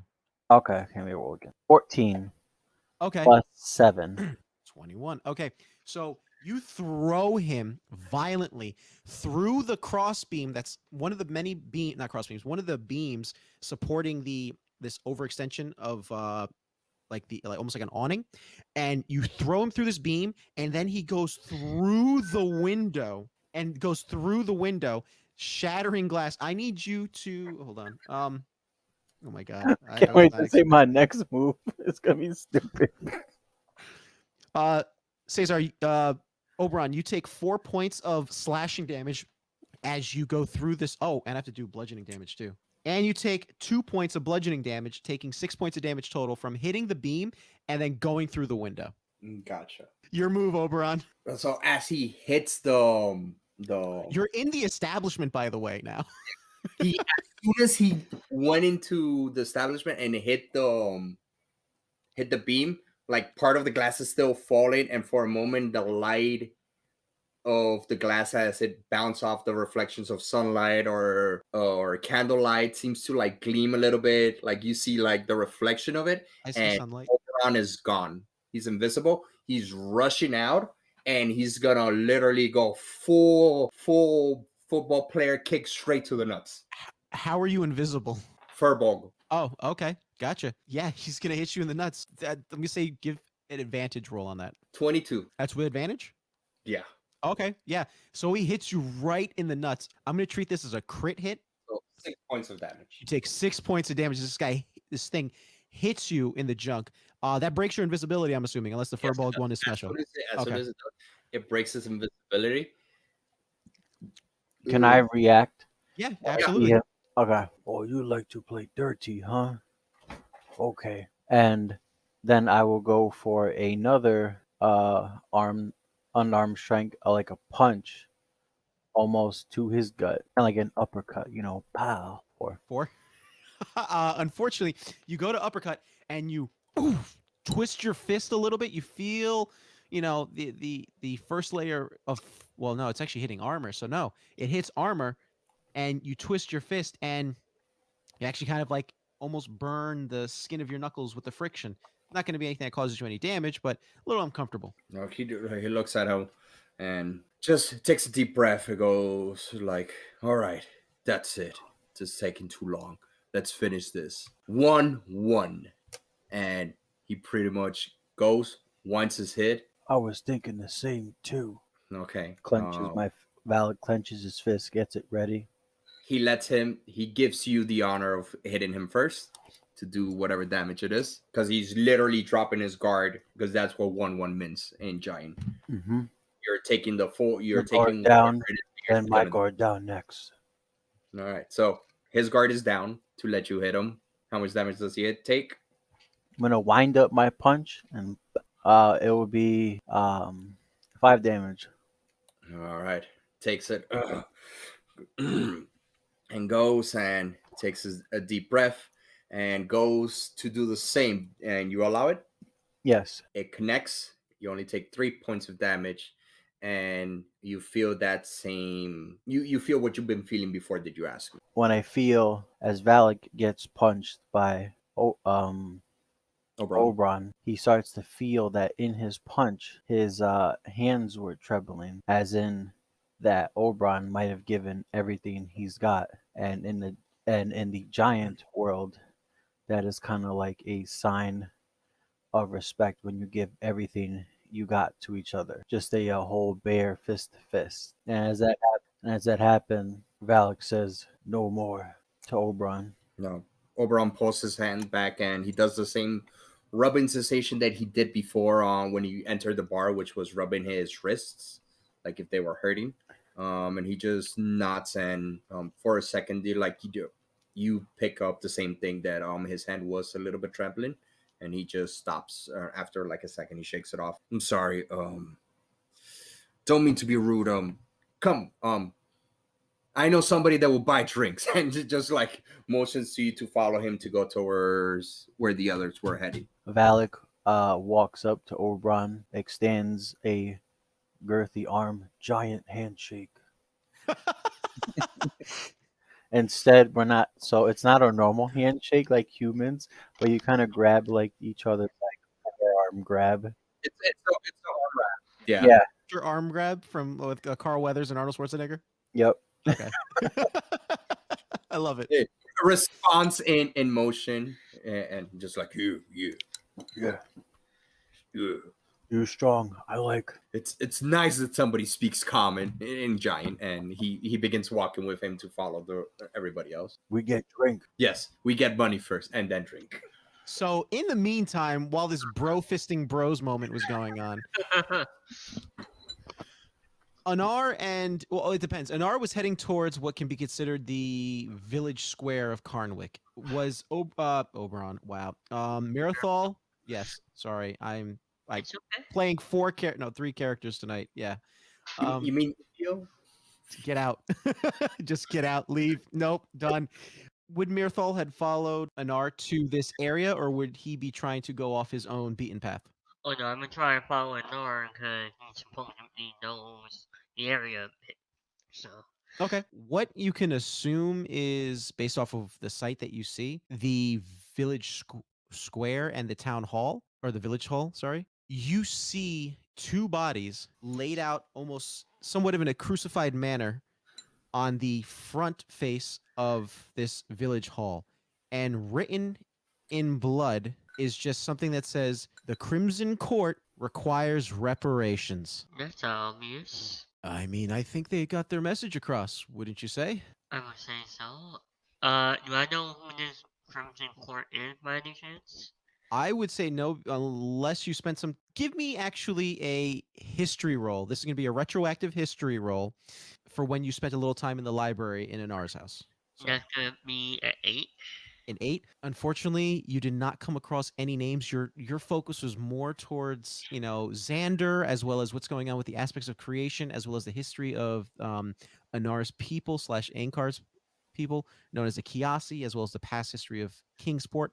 Nothing in regards to a Crimson Court. Not an inkling, unfortunately, because it just wasn't what you were focusing on. Yeah. So what is this Crimson Court make me of? Don't know. My dad would probably, but I'm not really the bookish type when it comes to anything beyond the eastern side of Loria, Great Oak Hollow, Ravensdale, Hopes Point Bay. That's my forte. But World's Grave, aside from what's common knowledge, this Crimson Court thing's new to me. Yeah. Well, one can't know everything. Maybe we should probably ask the guards. And as he says this, he heads, he nods with his head, and the guards right now are very poorly and are given the past experience with the guards Mm-hmm. taking down these bodies. And you notice also that while there are two bodies hanging on the front edifice of this building, there are 4 more bodies draped in cloths on what looks like a carriage of some sort. So you can assume maybe that there might have been more. Yeah, they went to town. You guys need help taking down the bodies? The guards. Or One guard looks at you, who's on the ladder. Gotta get my dice. This is gonna see a D100 roll to see if you spooked him, because he was in the middle of taking down one of the bodies. You did spook him. So he gets spooked and he's falling now. He falls back off this ladder. Are you doing anything to try to catch him, or are you going to try to see if the other guards are going to respond? I'll try to catch him. Okay. Give me a dexterity roll. I'd say yes. Give me a dexterity roll. Dexterity? Okay. Yeah, and you know what? Make it a saving throw. Actually, Oh, okay. yeah. I hit a different button. Well, what's it? Sorry about that. It's okay.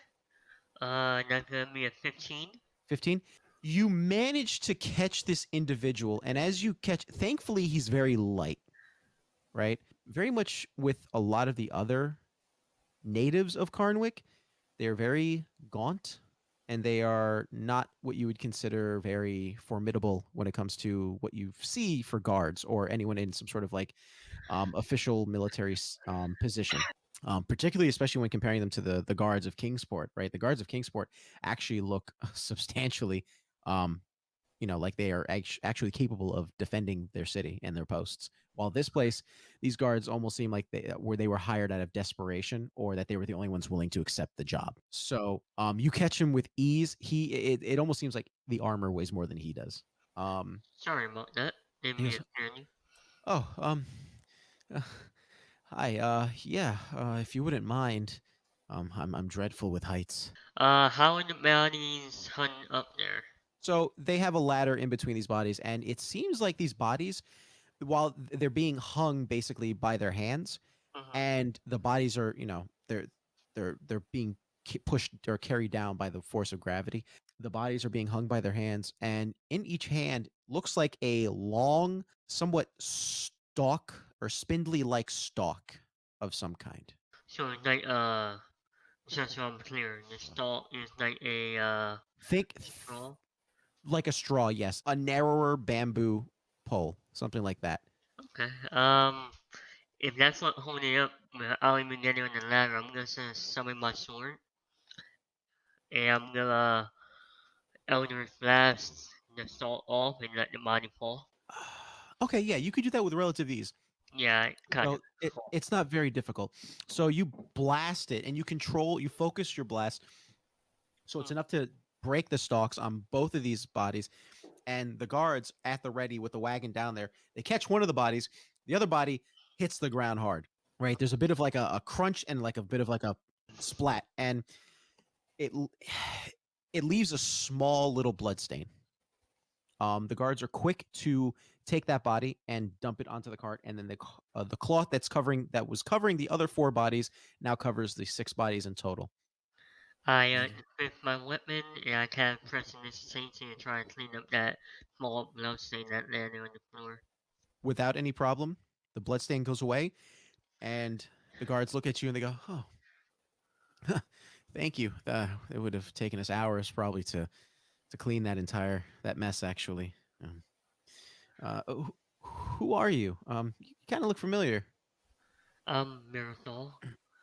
You've Uh, probably seen us on the way into town. Wait, were you the guy? Oh, you're the guys at the jug. Oh, um, yeah.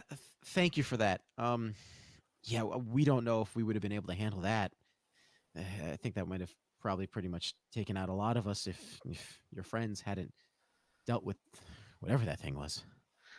Yeah, we tried our best. Nobody happened to know a way.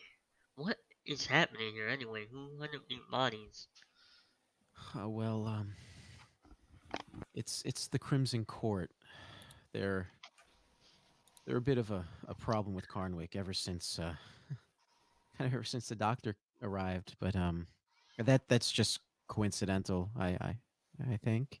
And as he says this, you get the the inclination that he's not saying it because like he believes that it's just a coincidence. It's almost like a forced, like he's forcing himself to think that he believes it. Wait, hold on. I have a question for you. That Yeah. doctor, are you talking about the doctor's hut in the town? Yeah, Doctor what's his name? And he's really struggling to remember the name of this doctor, it seems. The other guy's like, "Oh, is it Sanders? No, it's not that. Durin? No, close. Yeah, I'm Ah, gonna say yeah. Zarnrot, or I don't remember how it's pronounced. Narad, yes. So Narad. Dr. Xander Narad, and you say Narad? Yeah. Yeah, Dr. Narad. He he's been a great help. You know, I'm sure he has. I and say it just with a little bit of venom in my voice. are you being obvious with it, or are you Oh being no, subtle? pure sarcasm. Something. Okay, they're smart enough to pick up on it. Okay. Um, Mhm. they're not very well skilled as being guards, but they can pick up on sarcasm. Um, he looks at you and he goes, "Well, it's a good thing too. Crimson Court, they arrived before he did, and they were something awful. And after he came, he helped us. He taught us some tricks and some remedies to keep them at bay. Good. You know when you come out at night or something? Oh yeah, as soon as the sun's gone, they come in full force. It's kind of odd. They usually take what they kill. They never usually leave behind. So this is a bit of a strange sight, even for them. Well, they definitely want me paid. So, Yeah. Well, last time they claimed reparations, it was and he swallows his spit. It wasn't pleasant. And you notice immediately there's a bit of the look of him like tears welling in his eyes as he says this. I'm sorry for the losses. He inhales deeply. Thank you. You're welcome. And Where are... Anar, oh god. No, I'll let him go. Go ahead. Anar steps in and he goes, "Where are these Crimson Court people, things, whatever they are?" He kind of has like a devil may care attitude to him. Mm, Are like, where can we find them? I mean, if they're a problem for you guys, if you're willing to pay the right bit of coin, I'm pretty sure we can take care of them. I hope. And the guard looks at him. He goes, I don't recommend that. And his eyes, for a moment, leave Anar's and goes towards the direction of the summit of the mountain that's known as the World's Grave. we're heading that way anyway. Um, travel, travel by day, and if you can seek shelter, even in one of the mausoleums, and make sure there are no windows in there, um, hide there at night. That's what the folks have been doing. Pilgrimage have been doing. At least the ones that are smart enough to listen and catch wind of what's going on. Understood. Well, thank you for your assistance with the bodies. We've got some burying to do before night falls. I, Adora, wasn't there something you want to know about traveling up there? not really. I mean, I know my way around somewhat. Well, it's been a pleasure talking to you. Have a good day, guards. Thank you. And as this is concluding, Oberon and Valak have made their way to the town hall. Yeah, town hall. Look towards the. Do we see? Does Oberon see the rest of the people that were traveling with Udio? Wait, repeat that. What? The rest of the We people that see were traveling with Unil. Oh yes, yes. Sorry, Basic. sorry. because Udio was the one that Udio is his acquaintance. You to threw me. the rest You of the threw people. me off entirely when you asked that. Yes, yes. You see the rest of the party. Yes, you see the rest of the party. Yeah, Oberon went back, got Udio. He's with him right now. So do the Udio voice. No. Udil's like, "Ugh, it's a little too early." No, fuck Udio. So at the court, he sees Muriel, Mirathol. Myrtle. Mhm. All right, just approach her and be like,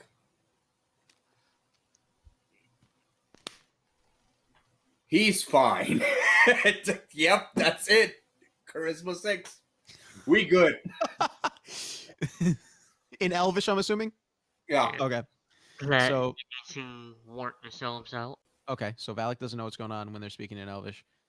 So then switch over to Common, which is giant, and goes, yeah, they don't speak our tongue. So, but I think that you speak his. You mean they speak not giant? They're weird. Boy. This is everyone knows. I'm gonna have you be the translator, Mirthal. I'll just keep my eyes posted on anything around us. If we're heading towards the world's grave, I'm assuming. Yeah, As that's move on before yeah, daylight. yeah. It's still early in the morning. I'd say after everything's been said and done between the battle and the Mm, conversations. You guys woke up relatively early, except for Udil and Estrellas, who are still back at the inn mm-hmm. or the tavern rather. 10 o'clock in the morning. Okay, that's not bad. So yeah, best way to get the blood flowing is a punch to the face, apparently. And in Valak's case, a hit to the gonads. I mean, I would have hit and wake you up if I Yeah, wake you up. definitely. Best way to get your morning exercise Are you saying this in giant or common? in common. Okay. Oh, And you see Anar looks at you and he goes, "Yeah, I prefer a good jog, maybe." what's your name? I say to you in common. Yes, I did not introduce myself. I am Valak. Malik, I am Mirathol. This is Anar. I point to Anar. Anar tips his hat towards you. Pleasure. You and Omeron already introduced yourselves to each other. So, Oh, right now, brother. Right, yeah. brother? Hard to say this in comedy. He's just like, Saying it in Giant now. giant. oh, yeah. He just nods. So, we're Yeah. be heading up the summit. I don't know what you're doing, but if you're coming, cool. If not, have a good day. I give you a wave at a certain moment. Yeah, Anar is starting to head towards where the entrance to the path to the world's grave begins. World's grave. I passed by that before on my way. Okay. Be hungry anyway. I'll lead. Are you Puny. saying this in common? Yes. You see stage whisper to Mirthal from Anar. He goes, "I hope he realizes, eating the dead's a little unsafe." At this point, I don't know if it's worth even explaining anything like that. So, Yeah, let's be hasty about this. yep. Okay. So, I'm assuming everyone agrees to head towards the world's grave. I Yeah. Okay, I need to pull up. Finally, oh my god, I was hoping this would happen 2 sessions ago. Before we do this, I'm sorry. I have to Oh, be that. fuck you! Yo. I've been hoping to get to this part of the campaign for a long time, and now you're. Just got inspired by a dragonborn with quartz in his body, and I just have to. No, would have just sidelined real quick, Myrtle, and would have asked just plainly if your friend knows this friend, referring to the dad, the guy in the orb who this person introduced himself to. Why don't we go there? Pretty much. Why are we going to World to Grow? I need to find other orb to Okay, that's it. see. Lead the way. Yep. He didn't even care anymore. He's like, oh, orbs, yeah, sure, fine, let's go. More orbs. And Ernie, what's your character again? Like, Miracle. no, I know, but what is it? Race. Oh, I'm sorry. He's a Shatterkai elf. Let me see if I have the instructors here. Or Okay. other notes. He's about 6'8", 130 pounds. 6'8". Yeah. Oh my god, Anar's like the smallest person here. He's only like 6 feet. Yeah. He's been around a You're while. tiny compared to me. Real pale white skin. Are you Purple saying? eyes. Hold on. Are you actually saying that to him? I already told him. Are Yeah. you said that to him? As you say that, Anar summons what looks like a Here. rifle, right? And like a what looks like a lever action rifle of all things.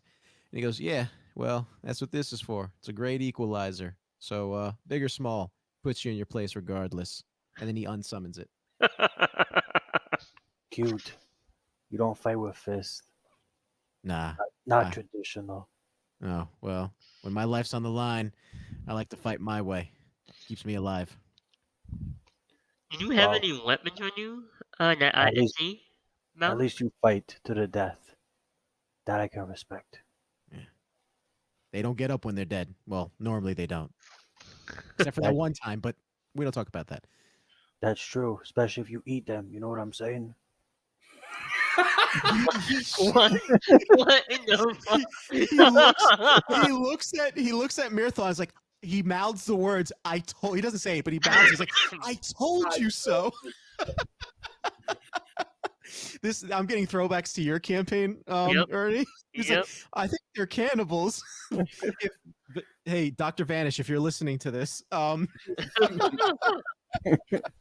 all I see is this conversation is happening, and all right is that foreign exchange student. like what's that going on? Like nodding himself, and just smiling because he has no idea what's going on. Exactly. I mouth back to an R. You're all watch. And you see Anar just instantly doesn't say anything. He just summons the lever action rifle back. And as he summons it, by the way, like you have that wolf howl, Yeah. his summons, and it has that purple smoke, and with that smell of lavender and somewhat like a hint of vanilla to it, right? It's the same smoke that was described by the scent that was described by the barkeep at the Red Jug before it was burned down. Do we also hear "yeehaw" as it gets? No, you do not hear that. No, it's not. It's not the Travis Willingham character. But yeah, so you do see that, and that scent. It's a very subtle scent, but all of you still pick up on it. I'll say, you would understand. Goliaths survive no matter what. Long life, short life. In the end, you never give up. Don't matter what you do. Everyone equal. You break a leg, you're still equal. You expected to still do your part, no matter what. Anar looks back over his shoulder as he's heading towards the summit and goes, "I can respect that quite a bit. And you and my dad probably would have quite a bit to talk about.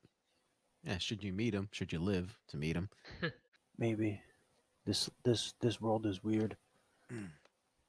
Oh, I keep hearing you people saying you're not from here, and you're saying this is weird. So I can only imagine that your world would be weird for me. Oh, That's a fair point. don't know. Those worlds don't exist. Oops, too much to say. Move on. Does Anar look like the bookish kind of like? Does he? No, Anar is far from bookish. Anar looks like Anar on the surface. Okay, so if you want, do you want to do an insight roll, or would you prefer if you have this knowledge?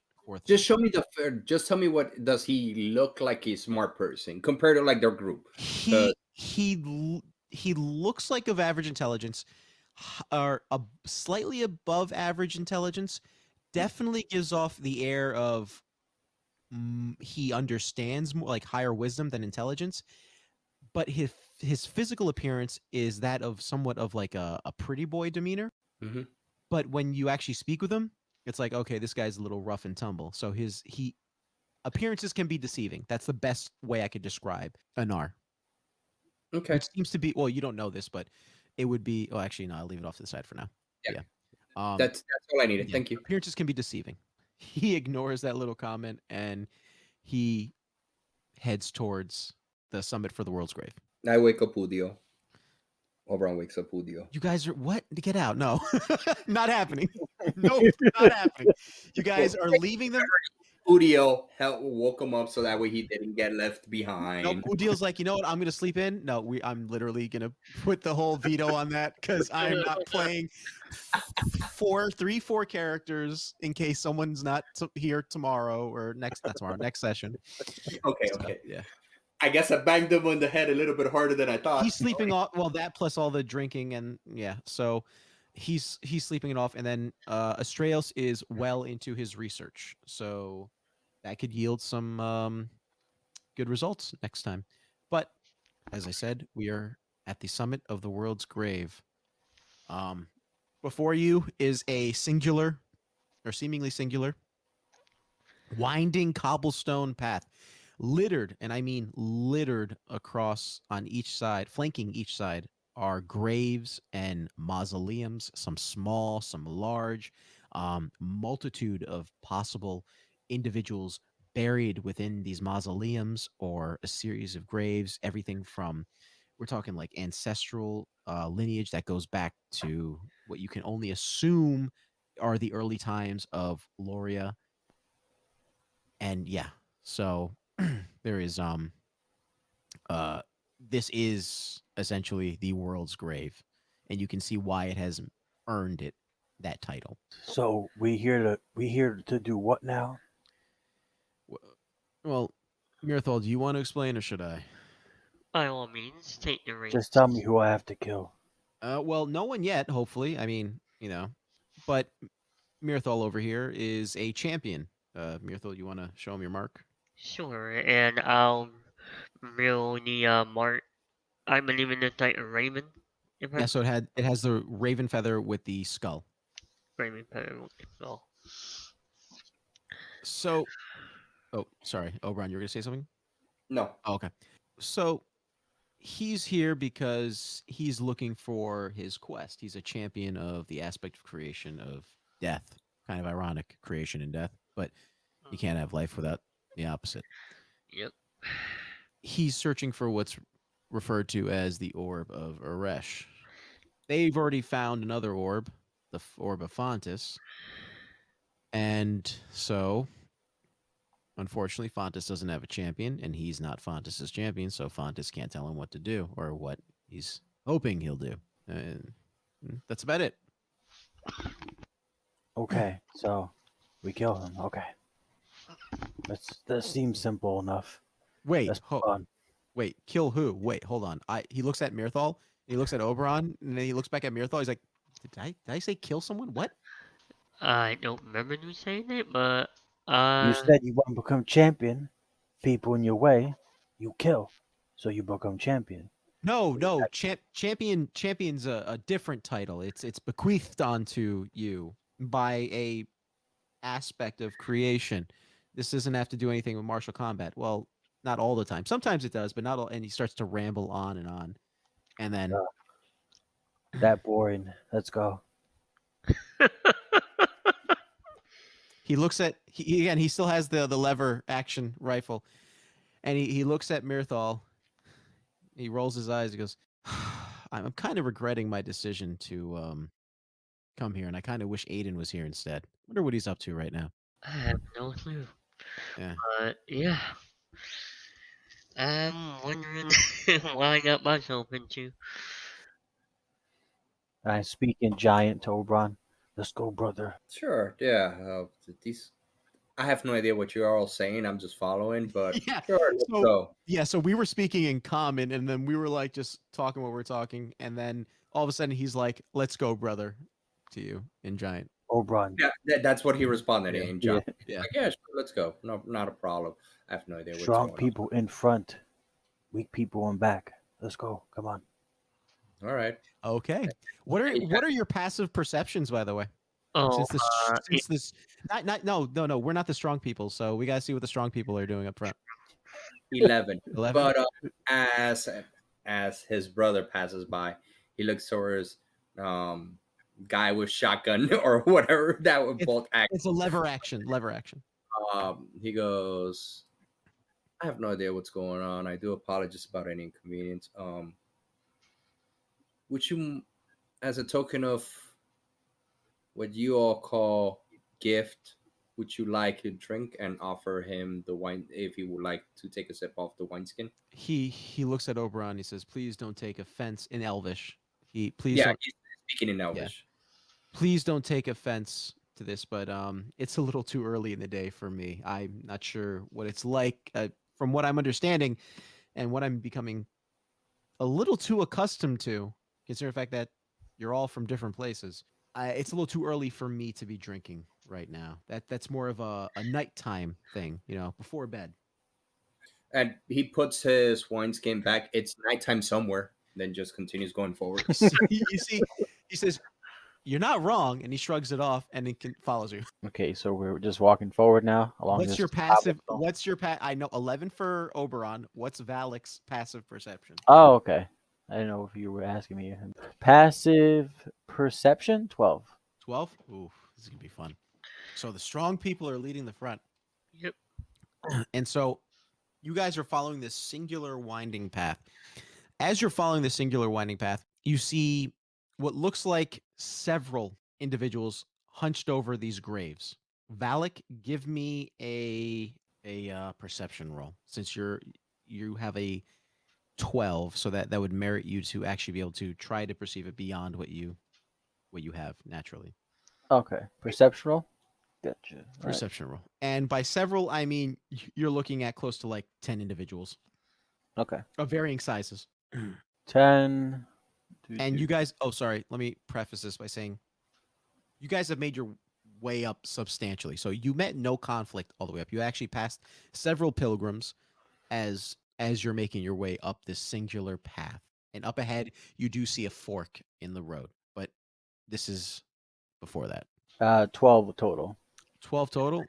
Unfortunately, they you don't hear anything, outside the norm. You think maybe that they're possibly praying. How do you proceed, both of you, Oberon and Valak? I'll say as we're kind of walking along still, I'll say to Oberon, feels different here, don't you think? Definitely does. How about we give these people a wider girth, get out of their way, just let them be as we continue moving forward. What you say, brother? Unfortunately, the way that these people are positioned, as I should preface, by the way, there are grave sites on each side. You're flanked by grave sites, a combination of, as I said before, mausoleums and graves themselves. The way that these 10 individuals are positioned is that they are dotted on both sides. It would be less of giving them a wide berth. This is before you make your decision. So if you want to retroactively change what you say, you can. It's less of whether you want to give them a wide berth or if you want to try to narrowly go down the center to avoid any disruption should you provide any. Turn over to vault action cowboy and It's lever action, son of a bitch. lever action cowboy and be like and pretty much explain what we see up ahead. I am not accustomed to in Elvish. I'm not accustomed to goes through question mark. Like my suggestion is to go down the middle. What do you think? And also pass that information to Miracle. Yeah, let's try not and talk to me. Go down the middle. Let them do their prayers or whatever they're doing. And in Giant says, go down the middle. These people are dumb. Go down middle. Yeah. Okay. Don't bother speaking to them. They're dumb. Oh, funny. As long as they don't look at me. They do not look like they're looking at you whatsoever. But yes, I need everyone to roll a stealth roll. Okay. I got disadvantage. 16 for me. Natural 20. 8 plus 2, 10. So 6. plus No, 6. just 6. I got disadvantage and I got no bonus to it. It's just a straight 6. Oh, you have disadvantage because your armor. Yep. Oh fuck. Okay, so Anar makes it through. It's surprisingly, it's the funny thing is, as despite the fact that you guys said the strong should lead, Anar he leads. Like as soon as you say we should go down the middle, he bolts it. He's like he understands. He bolts straight through the middle, no problem. Mm-hmm. Mirthal, what'd you get? 16. Mirthal makes it through, no problem. As soon as, if I'm not mistaken, Valak got the higher roll, if I'm not mistaken. Yeah, I got a 10 total. Yeah. As soon as Valak goes through, one of the seemingly praying individuals cocks their neck to the right, looks in your direction, and as soon as you see this, their mouth splits open into a tri piece almost, and you see this like long, almost probably maybe like a foot long, tendrilous tongue peer out in your direction, and it screams. And as it screams, the other 9 individuals look in your direction and see this and roll for initiative. Oh man. Oh man. 18. 18. Okay, so would someone mind keeping track of advantage initiative for me? Sure. Okay. So 18 for Mirthal. So 13 for 13 for NR. Mm-hmm. Oberon got an 11. Oh, I have to roll for the creatures too. The Yep. okay. Oh, that's bad. Uh, 16 for the creatures, by the way. Did we take a stop and a break and a short break during this entire thing? Yeah, you took a long rest before this all happened. Oh Yeah. no, I okay. think Oh no. happened. Oh, for hit points. Yeah. I didn't think about that. You know what? Retroactive. You know what? I'm gonna let the dice decide. Yes, you did. So before you went, you recovered your HP. You did not recover any expended slots, but you recovered HP. Yeah. Okay. So I you're at did full the. HP, but whatever expended slots you did are expended. Yeah, I don't have anything like that. So Yeah. The creatures are at 16, by the way. 16 creatures. Yes. Okay. So the creatures are at I 16. will roll now to see what I get. Or the things are at 16. Oh god, I got a 7. Okay. 7. What's your character's name again? Valak. Valak. Valid. What did no? So Myrtle, creatures, Anard, Oberon, Valak. Okay.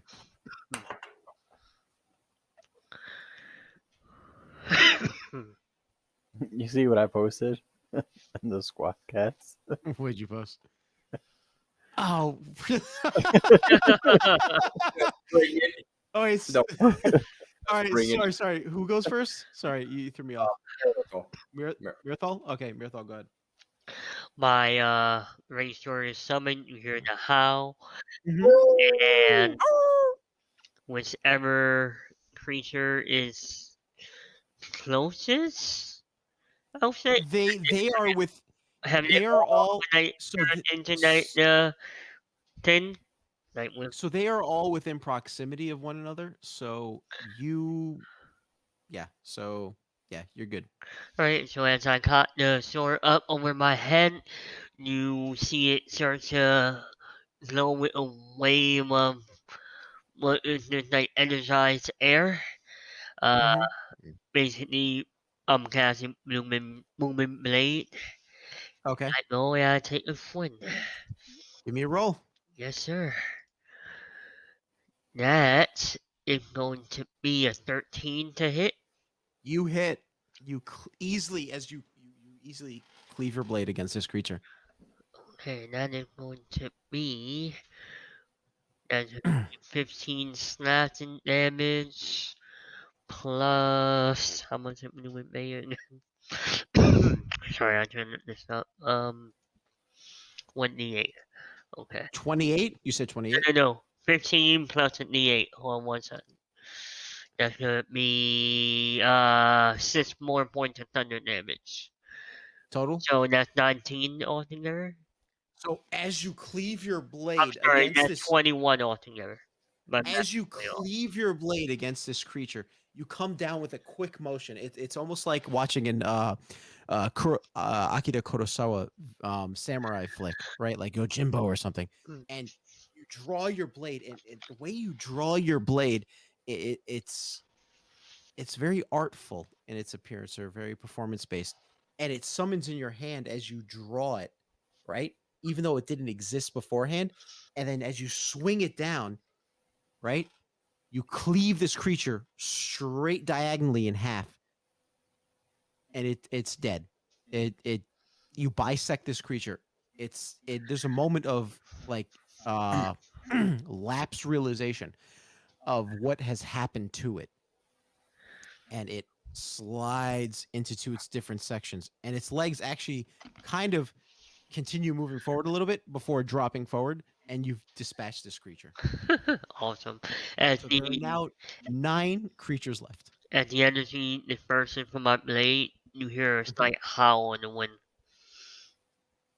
Perfect. and that's my turn. Okay. So who's Turn. next? Creatures. Creatures? Oh, this is not good. Who was leading the party, by the way? It was I know it was Oberon and Valak. Who was in when you guys decided to go single file, who was the first to go?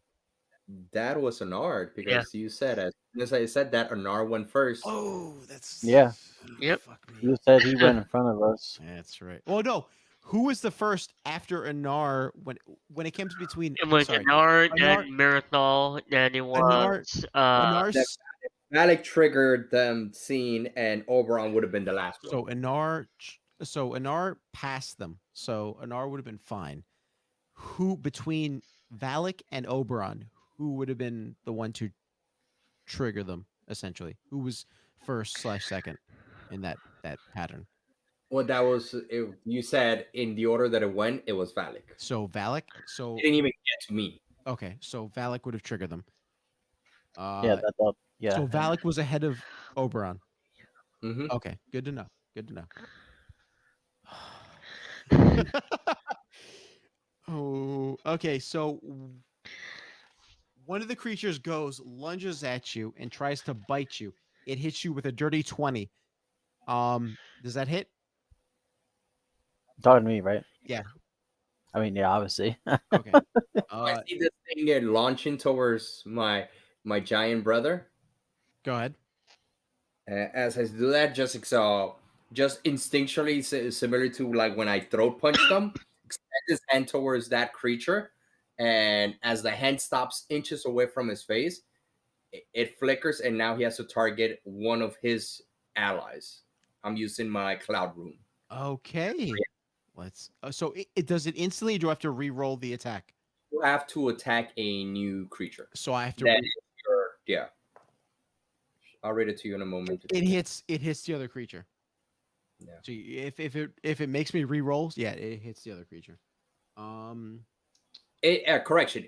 You can use use my reaction to choose a different creature within 30 feet. So I'm choosing one of his allies, the Okay. one that So to him, and it looks for a moment like it's Valak, and it turns around to attack that one. okay, so it looks like this creature, its mouth splits open.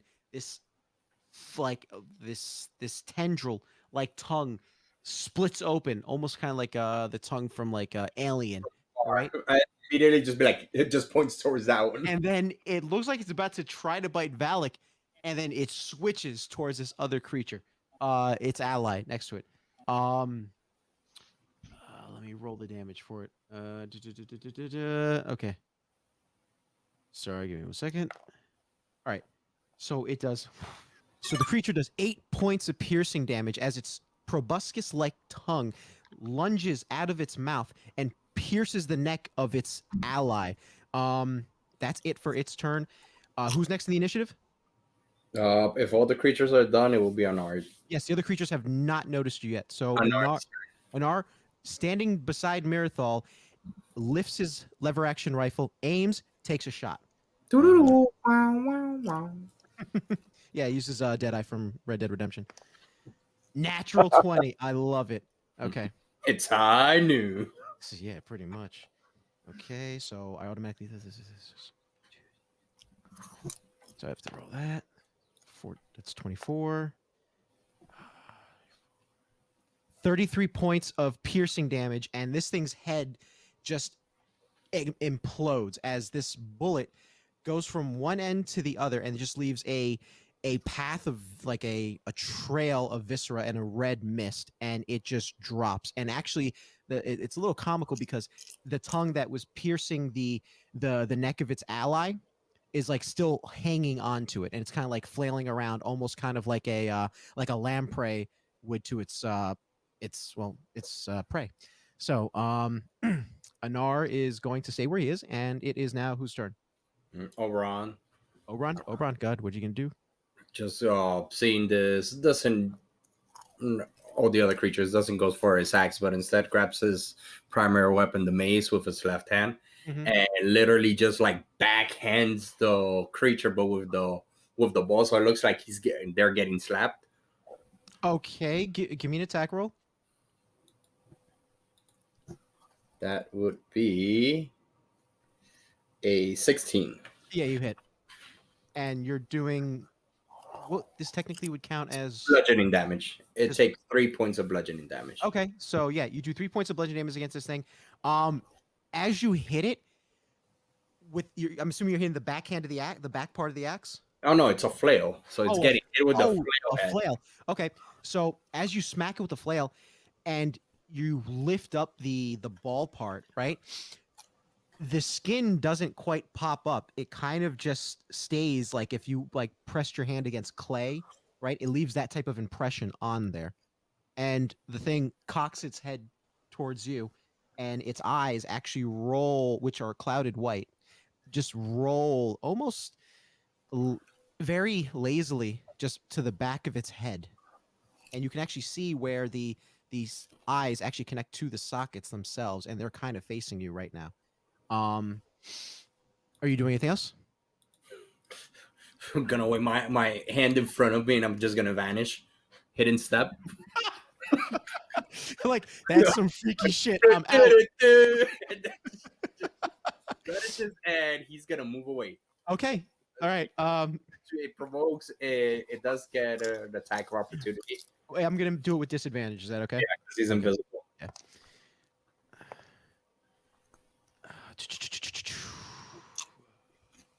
Does 12 hit? No, right? No. Okay, yeah, no.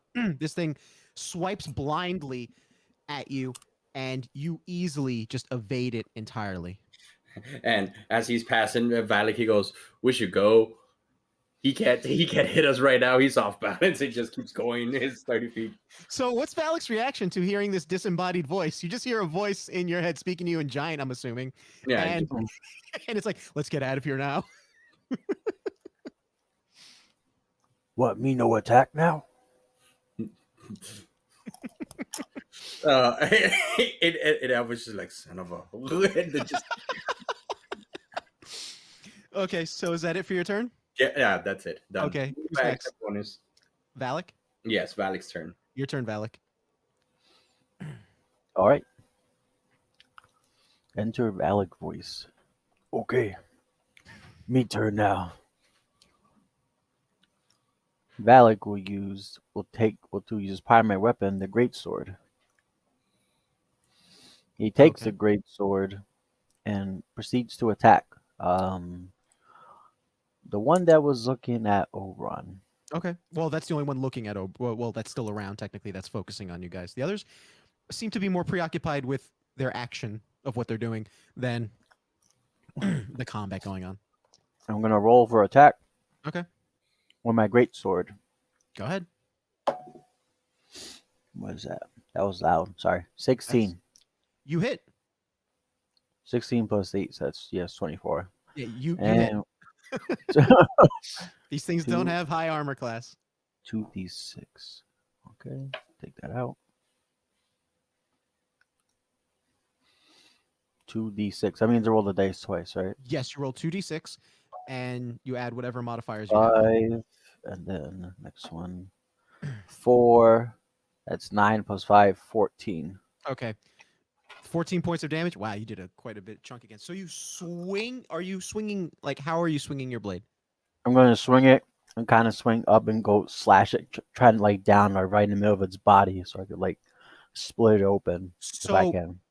So your aim isn't quite as true as you're hoping, and because of, you heard this disembodied voice. The fight from earlier is also kind of having an effect on you a little bit, so you haven't fully centered yourself. It's kind of like after a night of not so much heavy drinking, but it's more of like you didn't get enough sleep, so you're a little disoriented, and you cleave your blade and you make contact with this thing, and you slice down pretty much down to across its clavicle and down to, I would say, just a little bit above the sternum, and there's just like this thick, almost honey-like consistency to this reddish ichor that pours out from its wound. And it's not, like I said, it has the consistency of honey, so it doesn't quite gush out. It sort of oozes out.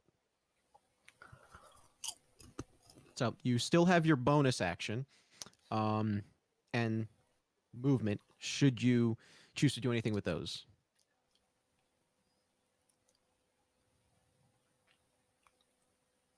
Valak? I will. Can I save my bonus action for a reaction? No, you have a reaction. Oh, okay. Yeah, a reaction is if something allows you to use a reaction action. That sounds stupid, but you can then use your reaction for it. Like say if you someone attack of opportunity, stuff like that. Hmm. Okay. Oh, me angry. You didn't die so fast. Valak enters as a bonus action. Enters rage. Okay. You rage. Anything special happen when you rage? I gain advantage on strength checks and saving throws, not Okay. attacks. Okay. I just get 2 plus melee damage with strength weapons, resistance to bludgeoning, piercing, slashing damage. Oh, very I good then. can't cast or concentrate spells while raging, Okay. Very good then. and it ends if I'm knocked out unconscious You or will whatever. attack or attack. Yeah. Yeah. Okay. Anything else, or is that it? That's it. Like doesn't do Okay. anything. Who's next? That would be top of the initiative. Okay. Mirthal, your turn. All right. Question: Mm-hmm. the creatures are they grouped together still? Yes. So there you had these two initially, which were the closest, and then a little further back, right? Pretty much where you guys do have to go through. Um, there are to the sides, basically, the graves that are flanking you. There's a group of three, which is the next set. Then there's like another group of two, and then there's another group of three. All right. Are the group of what did the roofs are three? Are they about 10 feet apart? Give or They're take. actually they are closer to each other than that. I Oh, would say they're probably within arm's length of each other. okay, perfect. I kind of hold up my sword. Mm-hmm.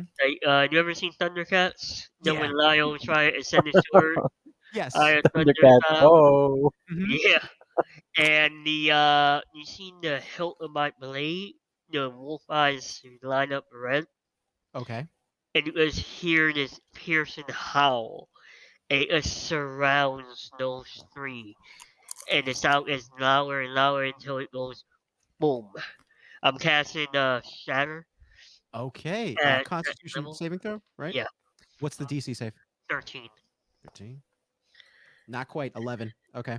All right, and they take 14 thunder damage. Ooh, 14 thunder damage. So as you raise your blade, there's this almost it's kind of like a depth charge being dropped into the body of water. There's like a oof, and their bodies what flesh is exposed Uh huh. ripples as well, like almost kind of like a gelatinous type of movement. Jiggle, jiggle, jiggle. And they stopped doing they stopped doing feeding as they were, and they rise up and they all cock their heads towards what they perceive as commotion going on. They don't know that it's coming from you per se, Uh huh. but they're looking around. I'm actually gonna have to do a perception roll for them to see. Nope. So they're looking around to see where it's coming from, and from this information, you can gather that these creatures very well might be blind. Huh. So Interesting. they heard this noise, this thunder damage, but they don't know where it came from other than around them. So Yeah. they're blindly looking to see where it came from. God, what else are you doing? Uh, on that note, then I'm gonna try to head further along the path then, because I know these two and Anara have themselves covered. So I'm gonna continue down the path. Okay, give me a so. How far down the path are you using all your movement or Yeah, I'll go to 30 feet. 30 feet? Yeah, Give me a stealth roll. you got it. Yes. That's going to be a natural one with basically a 7. So as you move, there is a bone in front of you that you don't quite pick up on, and you step heavy footed through it, thinking, okay, these things can't see me.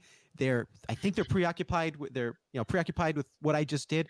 This is my time. So you don't really pay attention to what's in front of you, and you step on a bone, and it cracks, and the three that were blindly looking around turn towards your direction, and their jaws split open, kind of like a blossoming flower, and the proboscis tongue like drops out of their mouth, and the lamprey like teeth that hug almost kind of like in a cross like pattern start look like moving around spindly like spider legs, and it's like they're almost like sniffing the air for in your direction.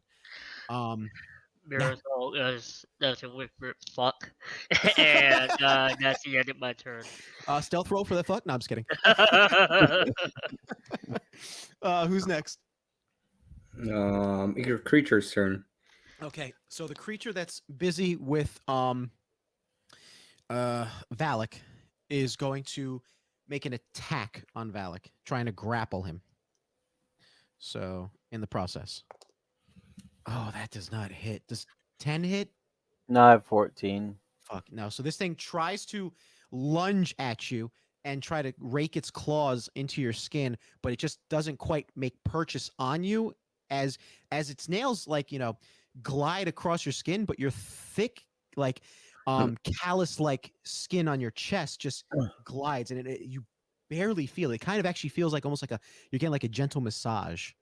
So it's actually more comfortable than uncomfortable. That creature's done.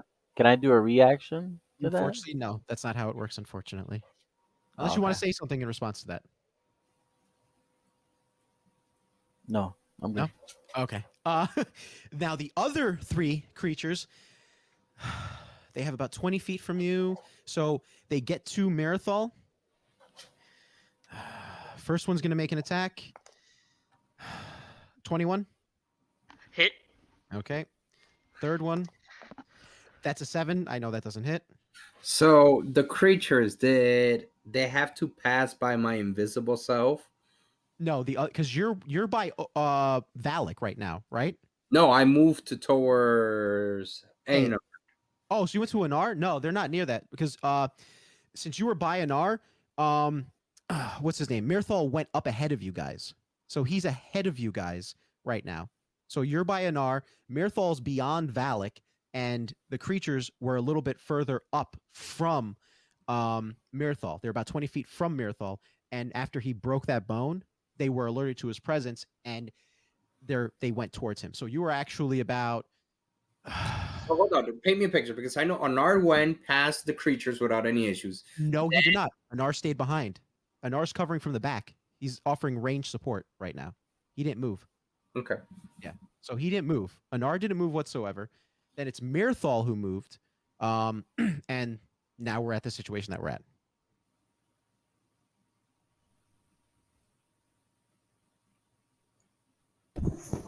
Does Oberon want to do something? Or can Oberon do something? No. I was just asking to see if it trigger an attack of opportunity.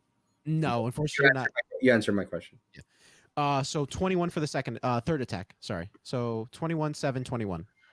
Yeah, 2 of them hit. Okay.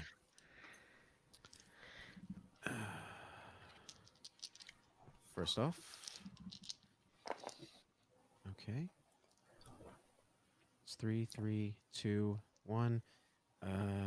That's 9 points of slashing damage as one of them comes down on you, and digs its lamprey like teeth into your neck. I need you to give me a con save for the first attack. Okay. Can't say moment. That's gonna be a 9. Okay. Wow, I rolled terrible. You only take 4 points of necrotic damage, so you're fine. Now the second one is going to do its thing on you. Uh-huh. Okay. Thank God I rolled terrible too. 1, 1, 2, 3. It's 2, 4, 7 points of slashing damage, and I need you to make another con save. You got it. As this one digs it on your other neck. The other side of your neck, not your other neck. Your other neck. The other side of your neck.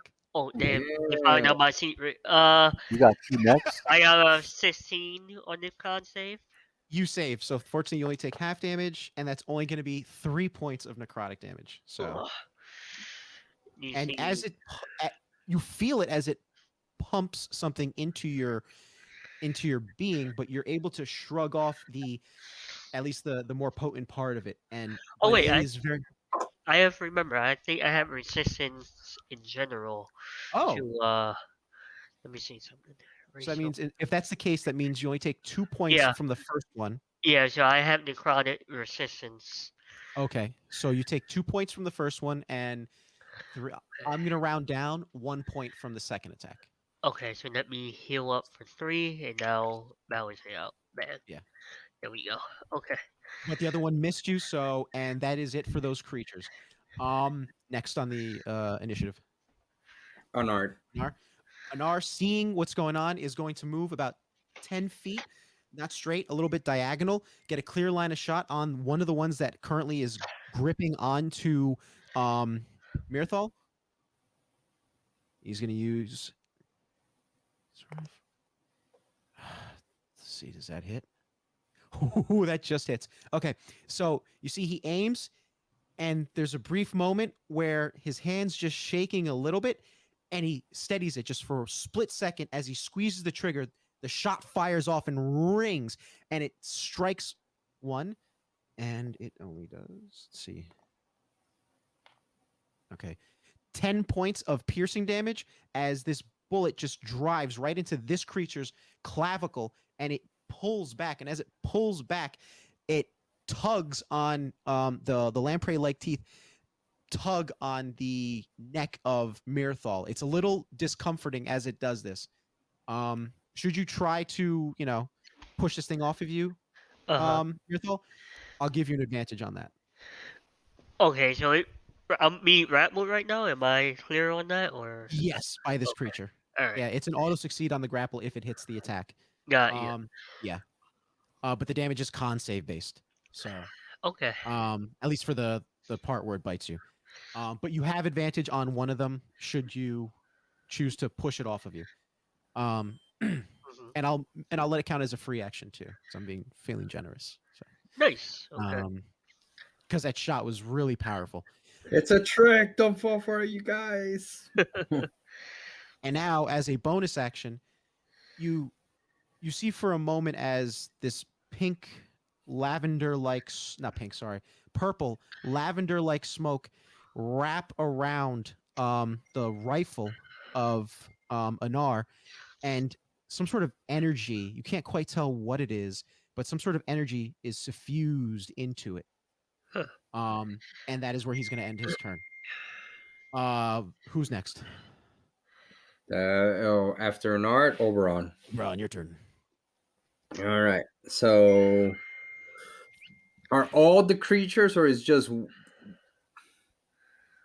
the ones on one side that are, or all of them are like, oh, we're attacking now? No, so there are still 2 plus 3. There are still 3 more creatures, if I did my count correctly, that are not even focusing on you guys. They're up ahead, like way up ahead, at least probably another 30, 40 feet from where Mirthal is currently. And they don't seem occupied with whatever is going on with you guys. So they're not even focused. Mirthal is being attacked from 2 sides, and fortunately one missed him. So Okay. and the one that Anar shot is looking a little worse for the wear, we should say. Okay. That shot did seem to do some sort of substantial damage to it. All right. So now I'll continue moving my speed, get himself up to adjacent to Anard. Okay. Invisible, and then just grab the axe and just, before he goes out of range of 20 feet from the closest creature, he chucks the axe towards the nearest one. Okay, give me a roll. Lowest is a 9. So that is a 13. You hit. Okay, it takes 8 points of slashing damage as the axe hits Now, him. would you do me a favor and roll a d12? Sure. 10. 10. So, which one are you attacking? Are you attacking the one that Anar attacked? Or are you attacking the other one that's latched onto? The one that on art attack. Okay. So, how do you want to do this with this creature? To pretty much just, he out of nowhere is just like Oberon appears adjacent to Bernard, and he just sees the hand close to his face, and the axe just flies out and digs into like 3 inches into the face of the creature. Okay. What's your passive perception? It is 11. 11. Give me a perception roll. That would be perception, you said? Yes, sir. 18. 18. So as 17. you 17, still good. So as you throw your axe and it's released from your grip, it's perfect. Your form is flawless and it's spiraling. And as it's spiraling, for a brief moment, you see what looks like a small glint as though it's connected to the blade itself, right? That is there one moment and is gone the next. And then your axe head begins to glow just somewhat. And it's a bit similar to the same energy for a moment is suffused into Anar's rifle. And as it strikes this creature right in the head, you see what looks like a purple, like the lavender mist just spread across the wound and just envelop the creature. And as this creature is enveloped completely, your axe just drops to the ground and the creature is gone. Oberon reaches, grabs the other one, looks at Anar, and makes the sound as he twirls it, and that's it. That's his turn. Anar looks at you and he oh wait, are you invisible? Oh no, you broke the invisibility for attacking. Sorry. Oh, because for a second I was like, Anar's like, where the fuck did that cocking come from? He's gonna look at you, grin, and not say anything. Yeah, that's it. That's it. yeah. Done turn. It is Valik's turn. Valik, your turn, bro. Oh, that's Okay. great. I love it. Me definitely gonna kill you now. Valak goes to attack. How many are left right now? There's one that you're currently engaged with that's looking really rough. Like you almost bisected this thing. I'll attack that one. Okay, give me an attack roll. I'm gonna dissect that thing. You got this. 12. 12. You just hit. Well, that's plus. That's plus 8. Oh, yeah, you're fine. You hit that. If 12 is just hit, you're fine. And 2d6. 6. Okay, so how do you want to do this? No, how do you want? Plus 5. That's 16. How do you want to do this? Oh, Valak will take his great sword and go, "You die now, puny creature," and take his great sword and kind of just slice him in half, kind of sideways on his body, horizontally, then vertically after that. Okay, so you raise your blade out of the wound, right? Your great sword, and you swing from the other direction, cutting through. You first initially cut through the right clavicle. Now you're cutting through the left clavicle, and you kind of like make a V-neck for this guy, right? Out of flesh, and you just cut right through him, right? And then you make a quick shift of your wrist with the blade, and you make a quick swing motion right at its waist, and you sever it. And so it's the part of his torso that made the V-neck, which is pretty much like the head and the midsection of its torso, fall forward, and then the upper part of the torso that remains falls back, and there's a moment where the legs actually start walking on their own before they fall forward face down, or well, would be face down. So that creature is done with. But yeah. You still have your movement and your bonus action. No, and I'm And you're still raged. So. I'm still rage. I will rage myself, move forward to the next one. Okay, so you bring yourself to where Mirthal is. You still have your bonus action? You can try to do something if you'd like with it, if you're able to. There's only rage and 2-weapon fighting. Ah, okay, gotcha. Yeah, there's no dual wielding great swords, not yet, at least. No, not yet. There's only rage in this heart. Exactly. May I ask you a question, Jamie? When you rage so hard, you're Never mind. never mind. Yeah. No, what were you gonna ask, Ernie? No, if he had that great weapon master feat, because then he can use his bonus action for attack. I just don't know if he has feats or I I have no. I have no idea, JB. What feats did you take? Any feats, or did you take the ABS when you leveled up? Think I might took the ABS. Okay, never mind then. Okay. Sorry, man. No, it's all Okay. good. Whose turn is it now? Mirathol? Yeah, Valix. No, Wait, Valix wins Alex or is top fine. of the Alex is initiative? fine. So okay, so it's Mirathol's turn. All right, so I still got 2 around me, right? You have 2 around. Well, technically 3, but only 2 landed attacks. Oh no, 2. Sorry, yeah. No, Yeah, you're right. no, 2 I because killed one. yeah, he killed one. Sorry, my bad. It's okay. Yeah. All right, so I'm gonna take my race sword because I don't want to move and blade and alert more at them. So I'm gonna take my race sword and try to slash it down on the other one that hit me, Okay, give me an attack. and that's gonna be a 23. That hits. Yeah. All right, and that's going to be 12 points of damage as my sword clean through it. Oh, Okay. So you draw your blade up, and with a quick motion, you cleave it down across the chest of this creature, and the tip of your blade misses its neck, right? Its collarbone, and instead sinks into where the first uh part, like the upper part of its sternum is, and then sinks in and drives in deeper.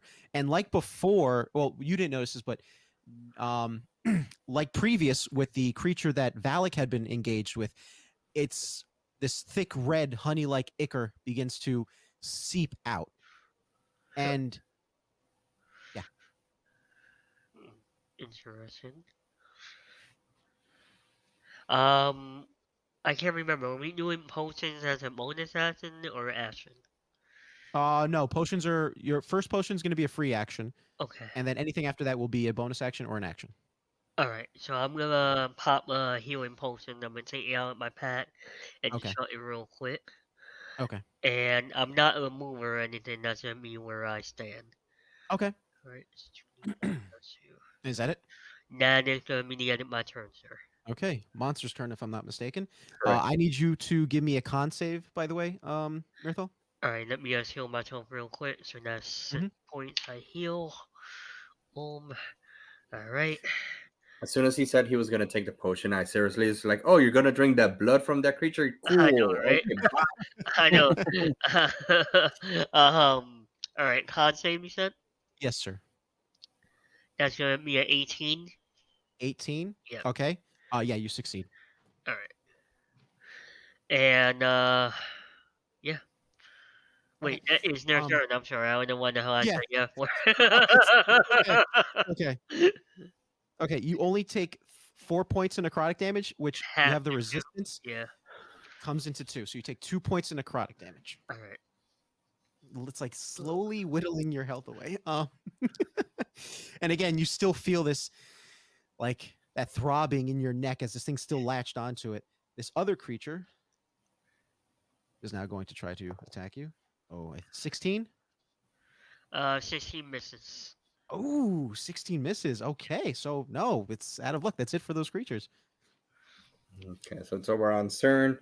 He goes, he like he already had finished cocking his hand axe, and he's just gonna chuck it at the one that's taking the most damage between what It's the one that's currently grappled onto yeah what do you call it? Mirthal. Miracle. yeah. Yes. So like he cocks it, tosses it. It pretty much is almost like in an arc, trying to miss Miro's head since he's currently in his way. Okay. Yeah, Uh, that the hit. way it's positioned, you don't have to try to, maneuver yourself the way it's positioned. So you have a clear line of sight of it. Yeah, too late. I did it. Okay. Give me an attack roll. It's a 17. Yeah, you hit. Yeah. It's going to take 3 points of damage. Okay. It takes 3 points of damage as this axe gets buried into its forehead. I need you to roll a d12 for me. 4. 4. It takes an additional 4 points of damage of an unknown type, that you currently are not aware of. But yes, so it's taken 7 points of damage. It's. I draw the next one. I'm done. Do you have another one? I have currently 3 more. Wow. It's like, how Yeah, many hand axes does this guy have? 6, but I lost one in the first monster. Right. So Broke. yeah, because it got caught on fire. Anyway, so that's it. Yeah, that's it. Okay, who's next? Valik's turn. Valak. Valak, go. Okay. Did Anor go in this turn? Oh no, Anar didn't go. We skipped an art. All right, Oh, so it's okay. No, Retcon, an art goes, then I go. no. You went. We'll say that you got caught in the heat of the moment, and you just before you even realized it, you threw your axe before Anar did anything, could react, and you not killed. Sorry, you injured this creature. He was still trying to figure out why I'm cocking. He's like, I like the enthusiasm, but now it's just getting a little weird. Anar is going to make an attack. Ooh, that definitely hits. Okay. Okay, it's 10, 14, 1. So 15 points. This thing's dead. He shoots, and as he shoots, as the bullet is ejected from the barrel, right? There is this, and you notice it, Oberon, but not Mirthal or Valak. There's that slight glint to the back of the bullet, and it just moves and hits this creature, and this creature just drops and falls limp. And as it falls limp, the lamprey like teeth relax and just slide out of Mirthal's neck. So you kind of have like 2 T-shaped marks on your neck right now, Mirthal. But that creature is dead. And as its body hits the floor, it gets enveloped into that same purple mist, and the body's just gone.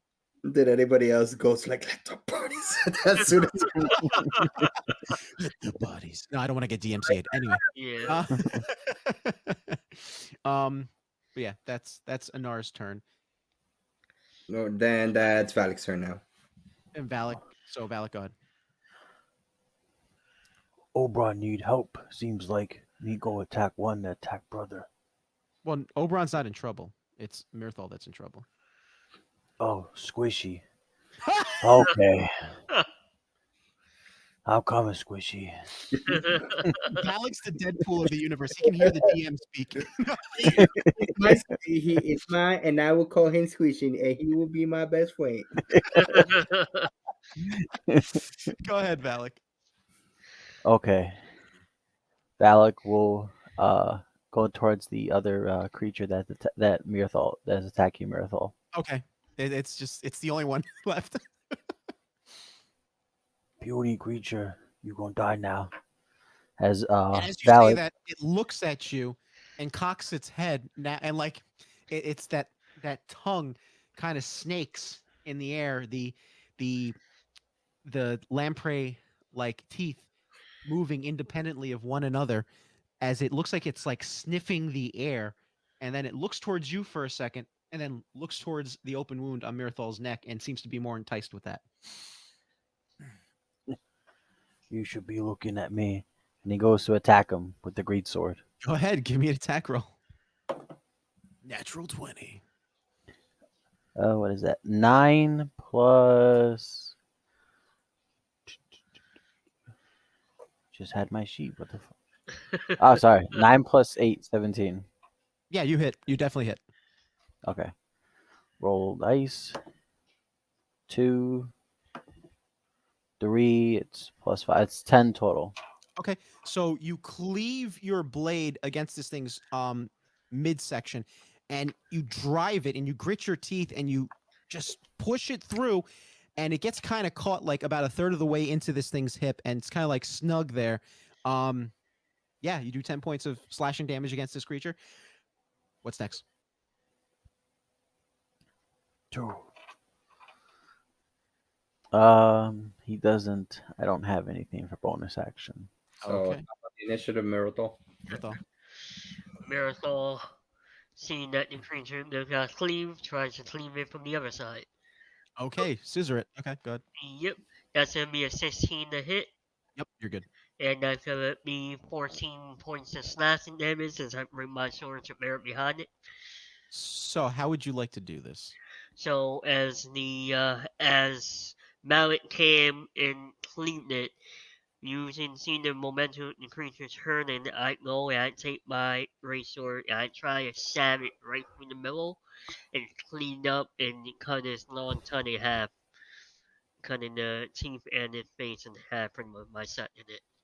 Okay, so you swing from the other end, right? As you see Valak making his move, and you both time it almost perfectly, and you both together meet at the appropriate areas, right?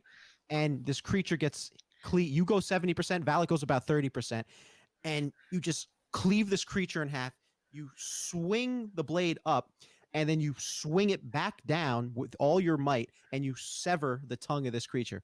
The creature kind of has like this momentary lapse. It doesn't quite realize what's going on before the upper half just falls over, and then this bottom half continues like approaching Valak and actually bumps into Valak before falling over and spurting out a little bit of this thick red ichor, honey-like ichor. And combat for now is over. Oh, there's no more. Okay. Well, there are 3 up there, but you guys never triggered them. So Yeah. so we'll say out of combat for now. We'll keep the initiative order the same for you guys. It just would change for the monsters. It's just like the blood. As long as they were heroes, we'll be able to get by. And I'll try to sneak in the rest of the way. Oh, before like Miracle, like Oberon's like doing the hand over his head, like waving, grabs his axe and points to one of the bodies. Pretty much, hey, get my axe. Okay, who are you showing that to? Mirthal. He's like Mirthal. Miracle. Oh, he's waving to you, holding his axe, pointing to the body. I would grab it and I would toss it back to you. Jesus Christ, is he trying to hit me? No, I throw it where the shaft and the axe is to be towards you. You know what I mean? It's like I'm throwing the axe at you. I'm not trying to kill you. All right, roll for initiative. It's going to be Mirthal versus Oberon. No, Okay. I'm joking. Oh, this gonna be funny. So you still have 3 of those creatures ahead of you. All right. How are you proceeding? And there's only one way to go for now. I'm gonna try to sneak by. I don't know what everybody else wants to do.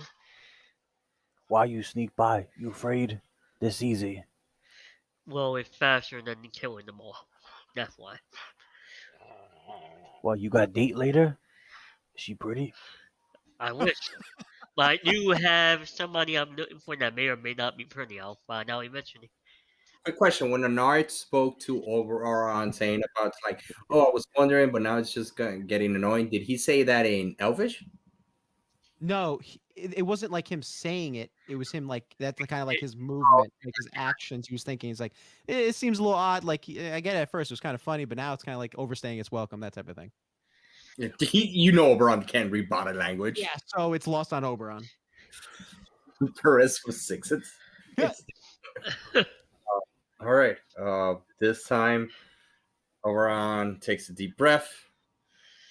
Ow! Two hand axes, a hand axe in one hand, a flail in the other, and he's going to attempt to go past them quietly. Okay. So Inar's gonna go stealth. Mirthal's going to go stealth. Oberon's going stealth. Valak, what are you doing?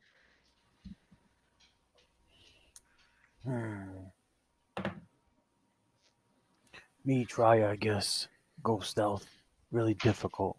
Okay. All you guys roll for stealth. 40, Okay. You're gonna 14 for me.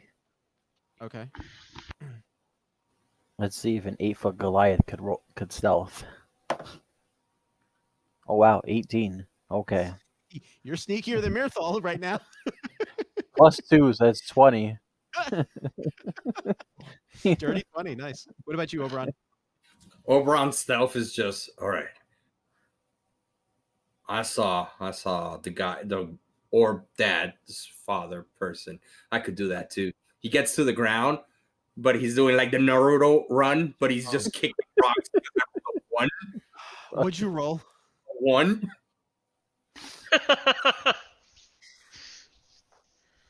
The creatures rolled a 10 on their initiative, so combat has begun. But the only person they noticed was Oberon. So they're all looking towards your direction, but they all look towards Oberon. The same thing with like the jaw flowering, the proboscis like tongue coming out with the lamprey like teeth moving independently.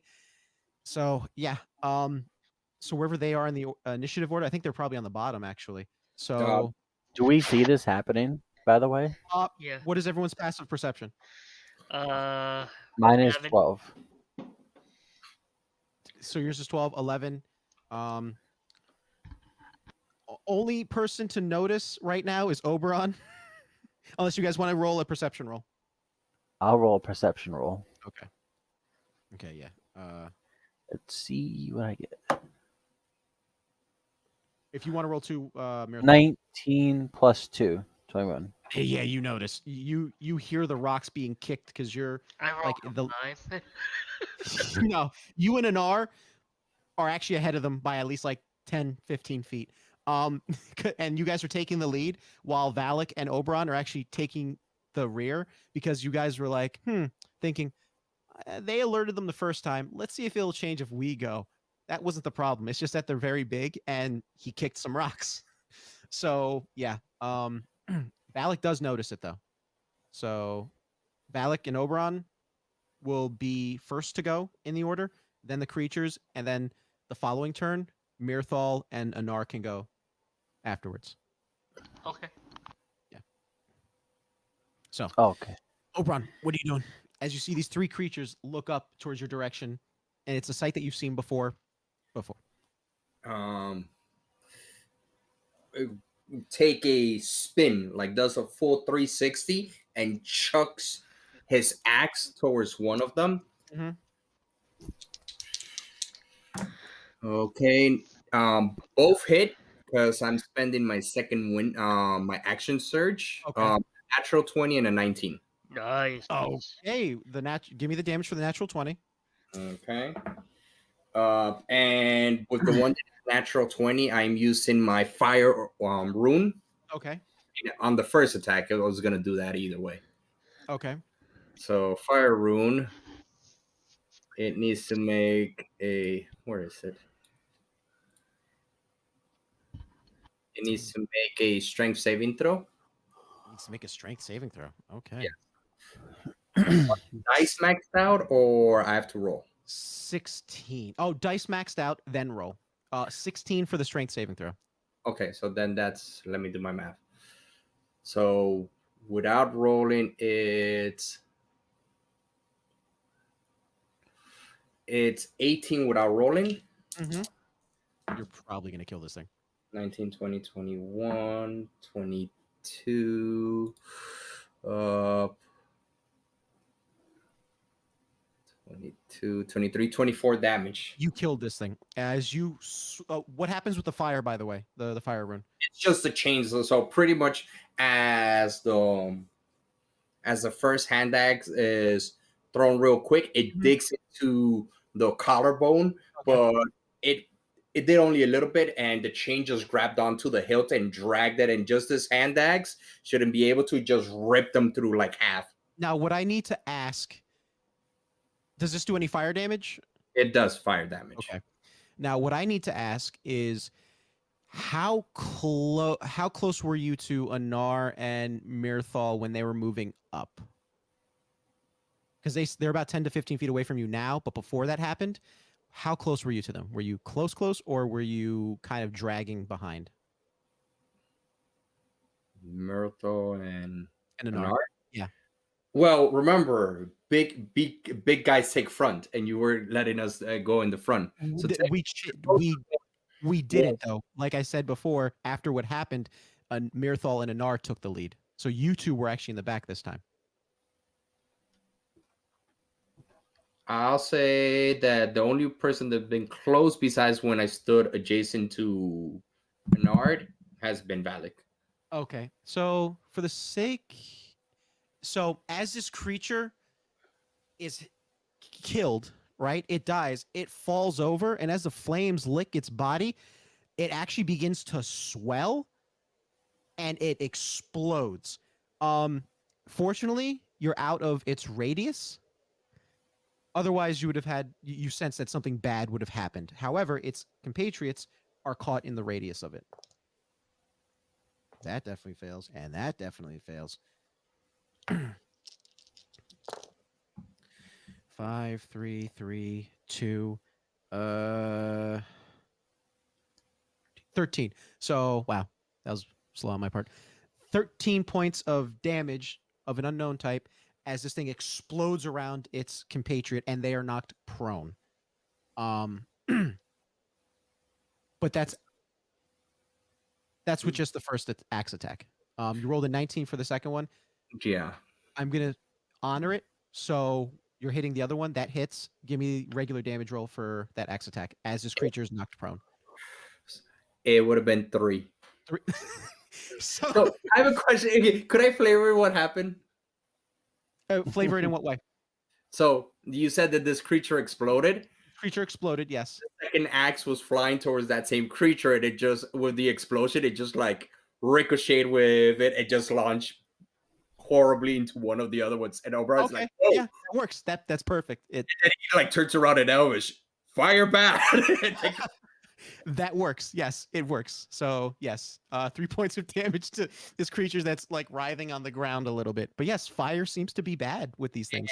and bolted towards the rest of the.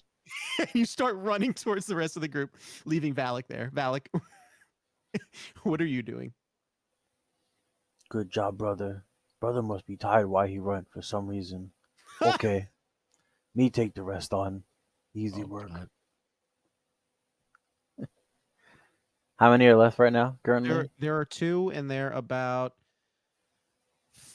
I would say 30 feet from, no, 25 feet away from you guys. Yeah, or from you at least. They're a little I further will.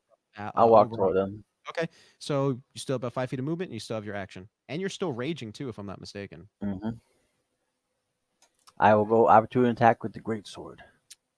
Go ahead, attack. And I think, if I'm not mistaken, you get advantage on this attack because they're prone.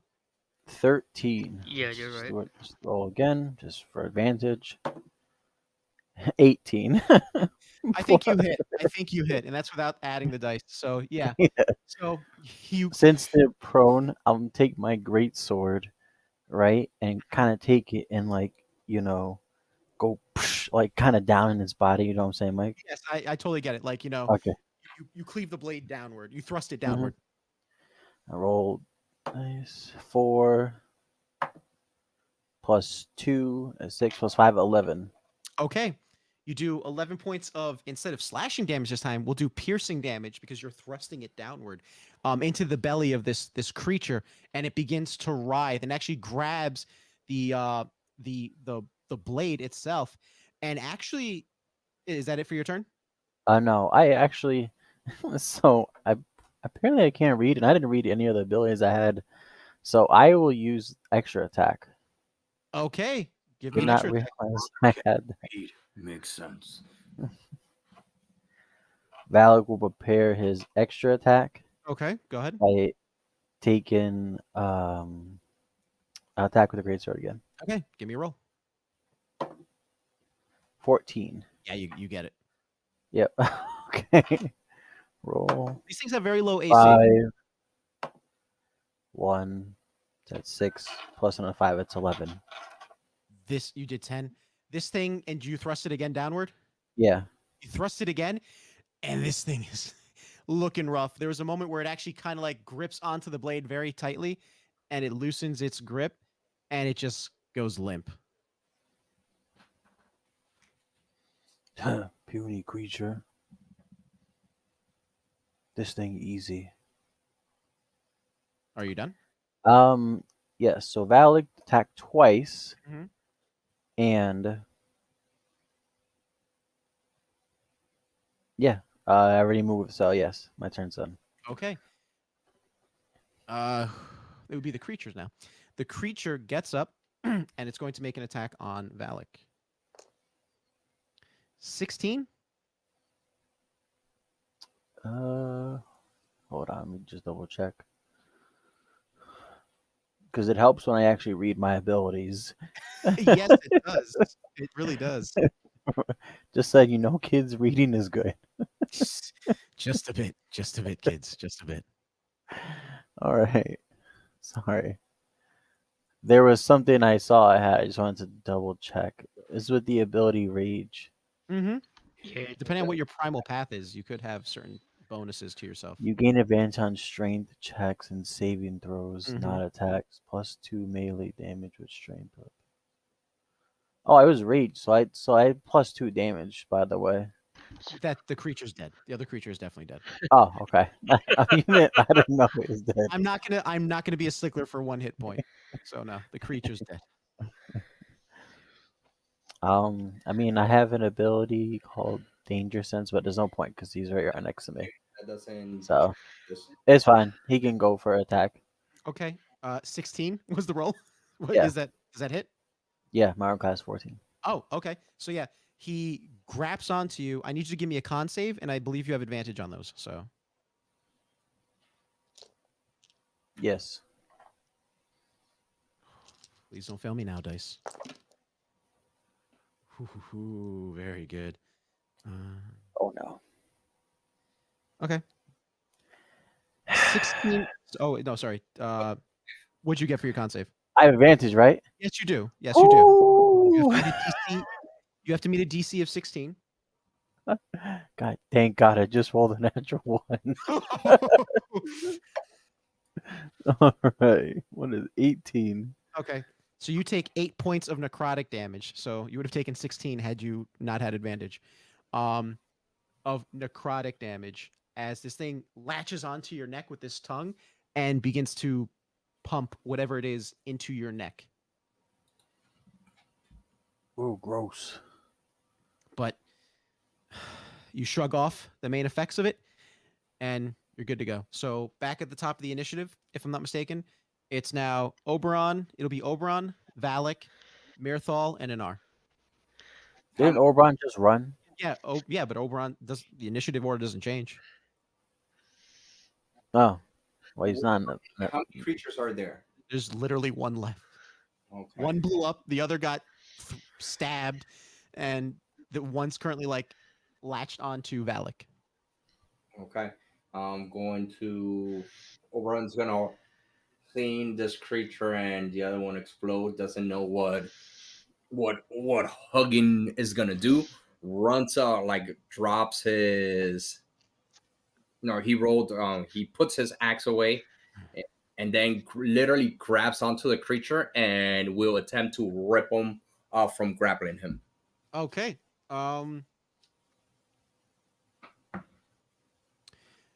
You would have, because based off of where you are, you would have to burn an action to dash to get to him. Because they were 10, 15 feet away from them, and you caught up to them at the end of your turn, right? If I'm not mistaken. Well, I just moved 30 feet. So regardless, I would have been able to move 30 feet back. Well, you were attacking them from a distance, though, initially. So you weren't right next to these creatures when the thing exploded. You're about 25 feet away from them. Gotcha. Yeah, you were 25 feet away from them. And then after you killed that one with the axe and wounded the other. Then just moved 30 feet and chucked Okay. my axe at this creature's back. Okay. And that would have been 12. Okay. It hits. 4 damage. You throw another axe at this creature, this other creature, and it strikes it on the back.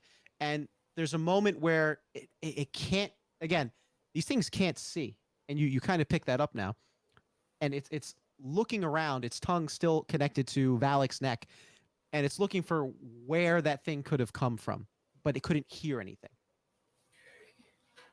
Seeing how this creature responded, Oberon's gonna lift his foot and just like pat on the dirt to see if, from the distance that I am and where the creature is, if it picks up the sound of the foot hitting the floor, up and down, up and down. How hard are you doing that? Whatever I'm allowed to. No, you could do whatever you want. You could do like a little pat, or you could do like a stomp, stomp, stomp. He's doing stomp, stomp, stomp. Okay, so you're doing stomp, stomp, stomp. And as you do stomp, stomp, stomp, its head cocks towards the direction of where you're stomping.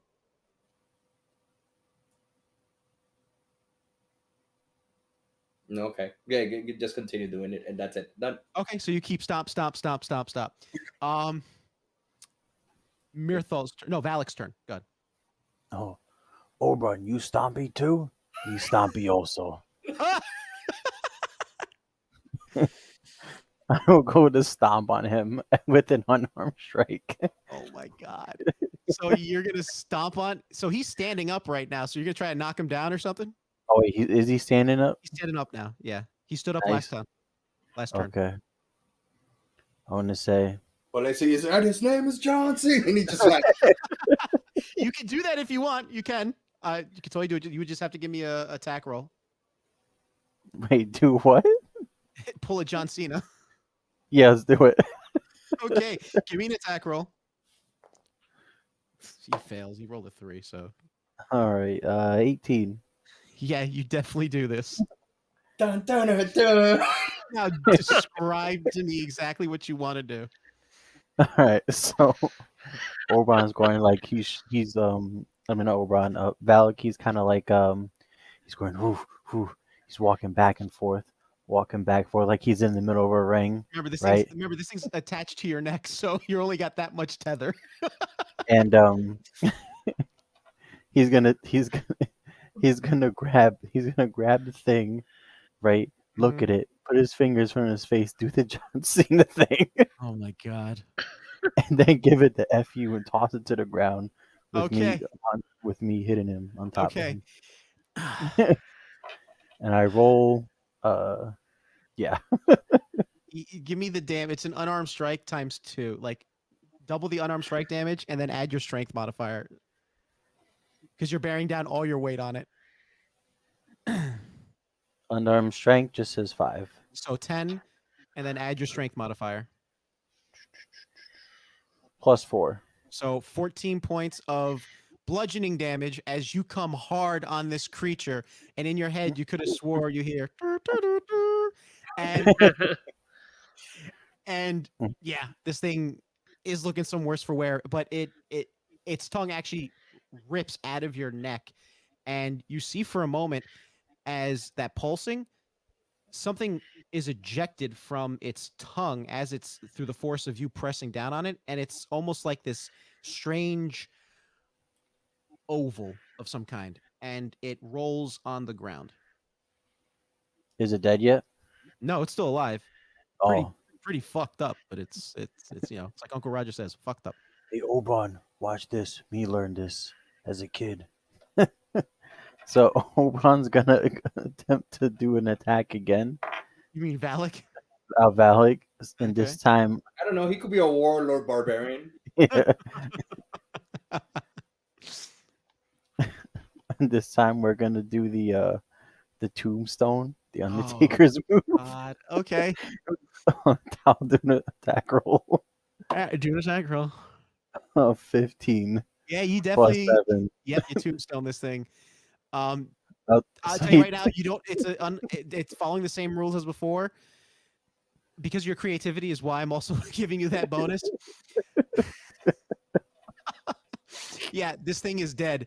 So as you bear down on it, you hear like a crack. This thing just falls limp, and it's dead on the ground. Good, because if it was gonna get to my turn, I was gonna go on top of one of the tombstones and jump up, give him the elbow. I'm so tired. It's like, this is giant fighting. Yeah. Oh, you dead. Oberon, you like that? Oh yeah. Oh, Macho Man? What? Oh yeah. Oh. Hold on. For some reason, I saw a shiny thing. Yeah. I will go. Oberon, Valak, I mean, goes, looks at it, and picks. What did you said it was again? Is this strange oval of some kind? You didn't get quite a good look at it, but it kind of it glistened a little bit. And Valak will go pick it up. So you go to this oval and you pick it up, and it's strange. It has kind of like this gelatinous like quality to it. And as you look at it, inside this oval looks like several tiny like organisms of some kind Ugh. that are just swimming around in the oval, Oh, almost like tadpoles, I would say, but even I was gonna say that. almost like So- tadpoles, but they're incredibly small, Oh, Oh. no, and no, necrotic. they're possibly in this small in this small sack of some kind, about a little less than 1,000. Jesus. Hey, Oberon, look at this. I think that one was female. I guess. That's nasty. Look at this oval. If you look closely, you'll see. Nope, I'm fine. Oh, you don't want to see it? Yeah. Oberon, Does don't. Oberon retch? Does Yeah, Oberon? he's like walking away. He's trying to walk away as he's chasing him with this. He's like, "Ugh, I'm done. Yeah, so Oberon, don't be He's dry pussy. heaving. he's use dry. Use your fire magic on it. It don't work that way. Oh well. Wait, here, fire magic. Turn on a torch and just toss it at him. No, me do it the way. I'll just stomp on it. Okay. You put it down on the ground and you stomp on it, and as you try to stomp on it, give me an attack roll, actually. Okay. 12. So just 12, even with the additional stuff. If you do additional, if you do a regular attack plus 7. Okay, yeah. So as you Okay. stomp on it, you bear down your boot, and there's a moment where it almost slips underneath the heel of your foot, but you push down on it before it can, and you pop this thing, and it just the contents spill out into the ground, and there's a moment where these creatures, some of them, look like they're starting to burrow into the ground, Ugh. and that is it. That's all you see of them. Some of them die up on the surface as what little sunlight above hits them. And the rest start to seemingly burrow into the ground. Oh, But that's I it. see what happened. Well, we'll burn this place head down either way. Anyway, let's go. Anar looks at you. He goes, "You're not burning anything down." What? You didn't hear that? I said it in giant. Oh, you said it in giant. Okay, never mind. Anar didn't hear you. Retcon. He preface it with, "I'm saying this in something next time." But yeah, so Anar, Mirthal are waiting ahead for you guys. Do you return to them and continue? Question: I'd be Yes. able to retrieve DM 4 axes, or am I only left with 2 axes based off of skills? I mean, rules as written. 3, I think. Because how many did you throw? Well, I tossed 5 in total. You tossed 4. Yes, you can get 4 then, because only 1 is lost to the guy exploding. No, half of the ammunition is retrieved. No, So- no, I'm saying you can. No, I'm doing it off of logic. So the only axe that would be lost is the one that was blown up in the explosion. That's okay. Cool. Yeah. So Alright. yeah, you get the 4 axes that remain, because you said you threw 5, right? Expensive, yeah. I started with 6. I lost one in the tavern, and then I lost one with this creature blowing up. Yeah. So you whatever ones weren't blown up, you get back. Gotcha. Yeah. I think that's I understand why it's there, but I think it's kind of stupid. So, yeah, no, you get your axes back, and Anar patiently waits for you guys, or at least for Valak and Oberon, and he looks at Mirthal. What's keeping these guys? They were probably having some fun knowing them. Just puts the axes back on his rib cage holster. Just looks at Oh. them. All right. Good job, brother. Yeah, you too. And switch to Elvish. I think he's lost. He keeps calling me brother, but I'm not. I don't have the heart to tell him. Well, where should we go? Just continue following the path. It won't So as you lead us. Okay, so just remind me at the end of the session experience. Okay. So yes. Sexual experience. Some kind of experience. So as you progress down this path, you come to a fork in the road, or a fork upon this trail. Both seem to ascend up the mountain to its summit, but one is clearly at a higher incline than the other. Uh-huh. The one with the higher incline is towards the left. The one with the smaller gradual slope is towards the right. Which would you gentlemen like to go down? Quick question. I'm not gonna pull in any which direction, right? Like I did last time with the orb. Give me a D100 roll. Sure. Yeah. With the topography of what it is, 57. and 57. Okay, sorry, Oberon. What were you saying?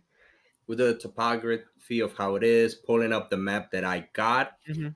and being trained in both nature and survival, would I be able to determine which, just from a topography standpoint, looks to be the safest route? Based off topography, no, but based off of your are you proficient in survival Survival and nature. and nature? This is more of a survival thing. Well, no, nature ties into this too. Sorry. You put your head down onto the ground and you quiet and you steady your breathing to the point where you hear your heart beating, and then that too ceases in your ears, and you just focus. And towards the path on the right, you hear a rumbling, like shifting, slow and haphazard movement, back and forth, not moving towards you guys, but staying stationary where they in that area that you can sense it from, just moving back and forth aimlessly. Then you hear for the left, and you just close your eyes and you don't hear anything, and then you rise up in the ground, and then you just hear what sounds like a little creaking, and then something hitting something, and that's it. I say this to the fellows Okay. in Um, both languages. Now, Oberon relays that information to you, and as he does so, Mirthal, you feel a slight tug, just the slightest tug, going towards the left path, Okay. as if not something's like pushing you or pulling you, but more like someone like it's almost like a gentle breeze carrying like leaves in the wind, that type of thing. Yeah. That way. I feel like we should head this way. Just a feeling. And the left path, it when he didn't really hear anything anyway, except for He the heard dog. That's he where I heard the rocking chair from. the creaking. He heard the creaking, and then like like a little thud. All right. Yeah, let's try heading to the left. Okay. So the left path has a higher incline. So as you ascend this path, right? The sun seems to be not dwarfed, but concealed by a strange overcast. And as it's concealed by the strange overcast, there's are any of you wearing metal right now? Like aside from your weapons, like armor and stuff like that? Yep, Oberon is. Beside for the armor, you said? Besides weapons. Besides weapons? Yeah. I have my breastplate armor, that's it. Okay. Oberon, your armor has runes on it, right? Yes. Okay. And what runes are they? Fire? And one's fire. Mhm. That's the one that's on the one on the armor is the fire rune. Okay. Are there any other runes on you besides weapons? Yes. No, on just the fire rune on the armor. The other one's on the axe, on the Okay. great. The axe doesn't nothing happens with the axe, but on your armor, out of your fire runes, there's almost like a plumes of fire actually erupt from your runes and this is actually perfect, as these energies begin to coalesce before you, and there's just a quick snap and they disperse, and standing before you is someone who Mirthal recognizes and Anar recognizes. Tall, battle scarred after his previous encounter, um, automaton of sorts, and he raises up, and there's this thing in his chest, and he pulls it out, and he grits what can be passed as teeth and discards it to the side. Oh, that hurt. And he looks at Mirthal and he sees Anar. Oh, this is not where I thought I'd show up. How are you two? It is Aiden, of course. A And little bit better than you. the two 8 foot tall people. And the two new 8-foot tall people. You keep strange company still, I see. Yep. Still have that going for you. Some new friends. Mm. By the Who's way, this they guy? only I point to Oberon. He doesn't speak common. He speaks like Elvis, Giant, and Draconic, and you Draconic. I know he speaks. And Aiden switches, and there's a brief moment where his eye color changes because normally it's like this icy cool blue, and now it turns to this verdant green. And he looks to Oberon and he says, "Pleasure meeting you," but in Elvish. Huh. has Oberon ever seen anything like this? Um, I don't know. Has he? What about Oberon's past life? You tell me. You know Oberon's past life. I don't dictate your past life. Yep. I'm like, Oberon leans in and he goes, "Hi," and then just looks uncomfortably towards Miroto because he has no idea what this is. Okay. This is a friend of mine. This is Aiden. Aiden Aiden, Oberon. Aiden Blackmore. Pleasure meeting you. I assume we're at the world's grave. We are, and this is Malik over here, and I And say he's that in common. Mhm. and his eyes switch back to that icy blue color as he says to Valak, "Pleasure. Um, Who's this guy? Friend, Who's this guy, warrior. brother? Aiden Blackmore." And then Anar in common says, "He's one of my father's associates. He could be trusted. Handy with the sword and much, much more." Okay. You go with Fist too? I Oberon's not understanding half this conversation, so he's just like giving that fake smile, like he's understanding. He doesn't understand this. good with fists and much more, as the kid said. Nice. If you go with Fist, you go with me. Remember, Fist first before anything else. I like this guy. All You right. weren't born with sword. You born with hands. Remember that. Oh, Aiden definitely got those hands. I like him. He's a lot better than that other guy you keep around. Anyway. Well, I feel like scenery's changing. Cold don't bother me. Me lead the way. And as the energy dissipated, the overcast lessens and the sun then peeks out through. I suppose I'm stuck with you all for a bit. I don't suppose you mind having an extra sword. Never mind at all. All right. Lead the way. Yep, and we continue down the path. And as you continue up this path, the graves begin to change. And you notice as you ascend up the summit, the graves get older, but they're well maintained as opposed to the graves on the summit. I mean, on the base. Okay. um, you notice that the graves, while possibly newer down below, based off of how these creatures were drawn towards them for feeding, they weren't drawn towards the graves up here. And you can quickly surmise that possibly these are older graves, but at the same time are better kept as well. Okay. The lettering on them is clear. You can tell the birth date and the death dates of several individuals. They have the typical inscribings on them, beloved father, dedicated, hero, and even some though that served possibly in some sort of military, because there is some sort of strange, while not a military insignia that you guys recognize, but there are some mirroring to the insignias from where you're from. that you can basically piece together. Okay, it doesn't look exactly like the same thing, but I get what it's supposed to stand for. Got you. And as you continue upward, I mean, do you wish to do anything with these graves or continue? No, I'm continuing. Try to see if I get Okay. any more pull or anything of that nature. How about you, Oberon? Anything? Oh, Oberon can't read them. Well, there are some written in different languages, Common, Draconic. I'm just giving you like a gist of what's on them. Like you see basically a Draconic one. You don't see any giant ones though. That's a clear one.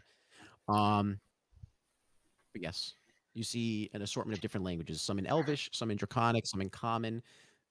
Even Is there any in the? I'm sorry. What were you no, gonna no, say? no. Go ahead. No, you go first. I was gonna say some even in, if anyone knows the language, Deep Speech as well, and Primordial.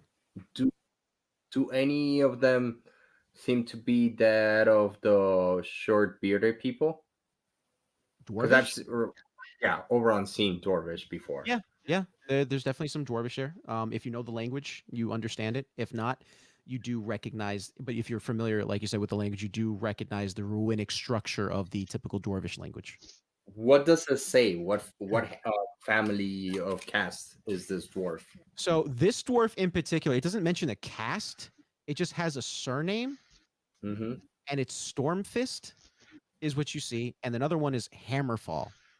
So there are two family names on this one grave, um, with two different dates on underneath each one.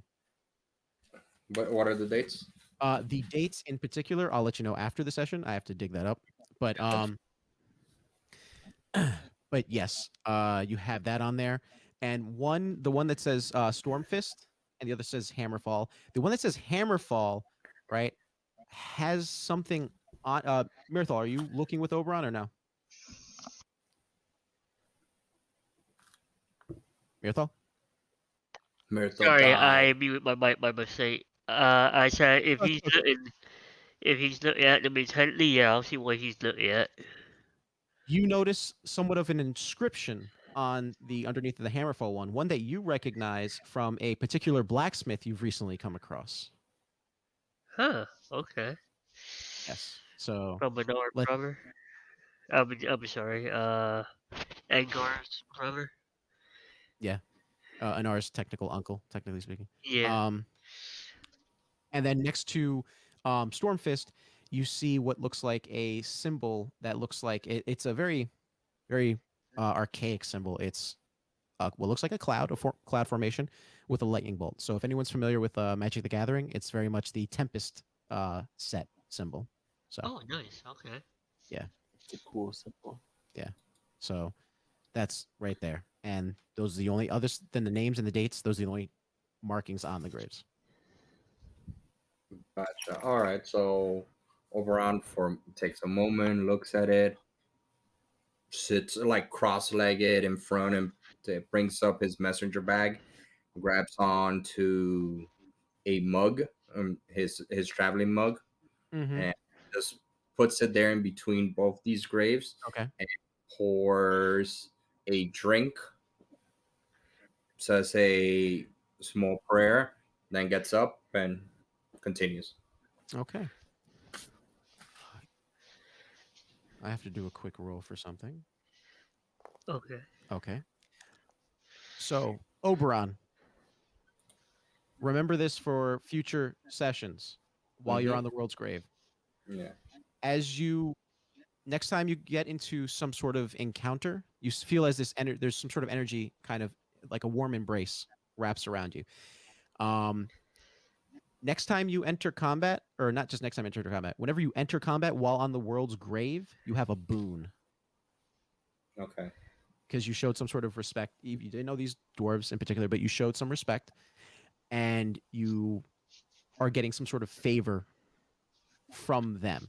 What that is, you won't know until combat, but I will let you know as soon as combat happens and you do something that triggers this boon. But just Hey remember, you guys, have a boon. go back to those three people. Not fucking. Invigorated. Let's go, brother. Not fucking. All right. I'm sorry. I'm back. No, it's all good. It's all good. Yeah. So, As you continue up, I'm assuming, or are you still examining more of the graves? He would have seen Mirathol looking at him, and he go, if like he goes, oh, teachings. Sorry I took so long. Hey, let's go. It's just tries You will have to to. apologize for respecting it. Then it's an audible thing to do. And I say nothing else. I continue along my way. Okay. As you let me count it again. So it's Aiden, Mirthal, Anar, Valak, and now Oberon. Five. Aiden. I said Aiden. So five. Progress up to the mountain. You come across a sight, a very peculiar sight. What looks like a cabin of some kind, right? And beside it, oddly enough, a open hot spring. Huh. And you quickly pick up, Oberon, that the sound of the creaking came from this hanging bench on the um what do you call it? Uh on the porch of this thing as it's being moved by the wind a little bit, and the banging was it brushing against the edifice of this cabin. Oh, is that hot spring? Yep, it's an open Okay. hot spring. Looks like it could normally it looks like it could fit up to 6 people, but with 300 plus people, might be able to fit 4 that are Okay. 8 feet tall.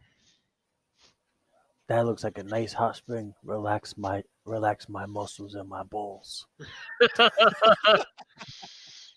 Mirathol, you might want to, maybe like the water might help you clean off whatever kissing that other person was doing. Huh. I shake my head and I go, yeah, I don't know what that's hat was, but I could do with some rest. You guys want to take a break here? Yeah, it helps cleaning some of this filth. His axes are still covering whatever gunk this creature were. Mm-hmm. All right, let's take a little bit of break here then. Let's Okay. take break. Me wash off this black stuff. Is that okay with you, Mr. Nard? I, I feel fine, but if you all need to rest, yeah, sure thing. And then Aiden looks, I could do with a night's rest as well. Have to tend to a few. And he lifts up like the cloth over his chest, and there's like a gaping hole there. Attend to some wounds, rather. I see that it hurts. Yes, long story. Don't have time to explain. And R's like, yes, we may have time to understand later tonight. Yep, but we definitely won't be inside somewhere secure before nightfall. So I say we can take a little bit of rest and then we continue on our way, or we stay here for the whole until tomorrow. And as you say that, there is a click, and the door for the cabin opens up, and there's just like a and inside, which looks completely different, and you're familiar with this magic, both you, Anar, and Aiden. Uh huh. It looks drastically larger on the inside than it does outside. Hmm. Greetings. I'm assuming somebody made me there at the door. Not at the door, but there is someone about probably, if you step inside, 30, 40 feet away from you, sitting behind a counter, or standing behind a counter, rather. Uh, A humanoid looking individual. hello. Is this a inn of some sort? Are you going in or are you staying out? I'll go in. You go in. Do you approach the counter? I'm assuming. Yeah. And you see immediately this person's dressed in what looks like a paisley patterned suit of some kind, um, uh, like a deep violet color, and his hair is a slick back, um, salt and pepper. Right, has a bit of like a goatee, mustache and goatee, like a Van Dyke, like the pointed goatee. Okay. And he looks to you, his eyes glinting, and there's a glacier blue color, kind of like the same color that not Anar, Aiden's eyes look when he speaks common. And he goes, "Well, of course, all are welcomed here. All weary souls, that is.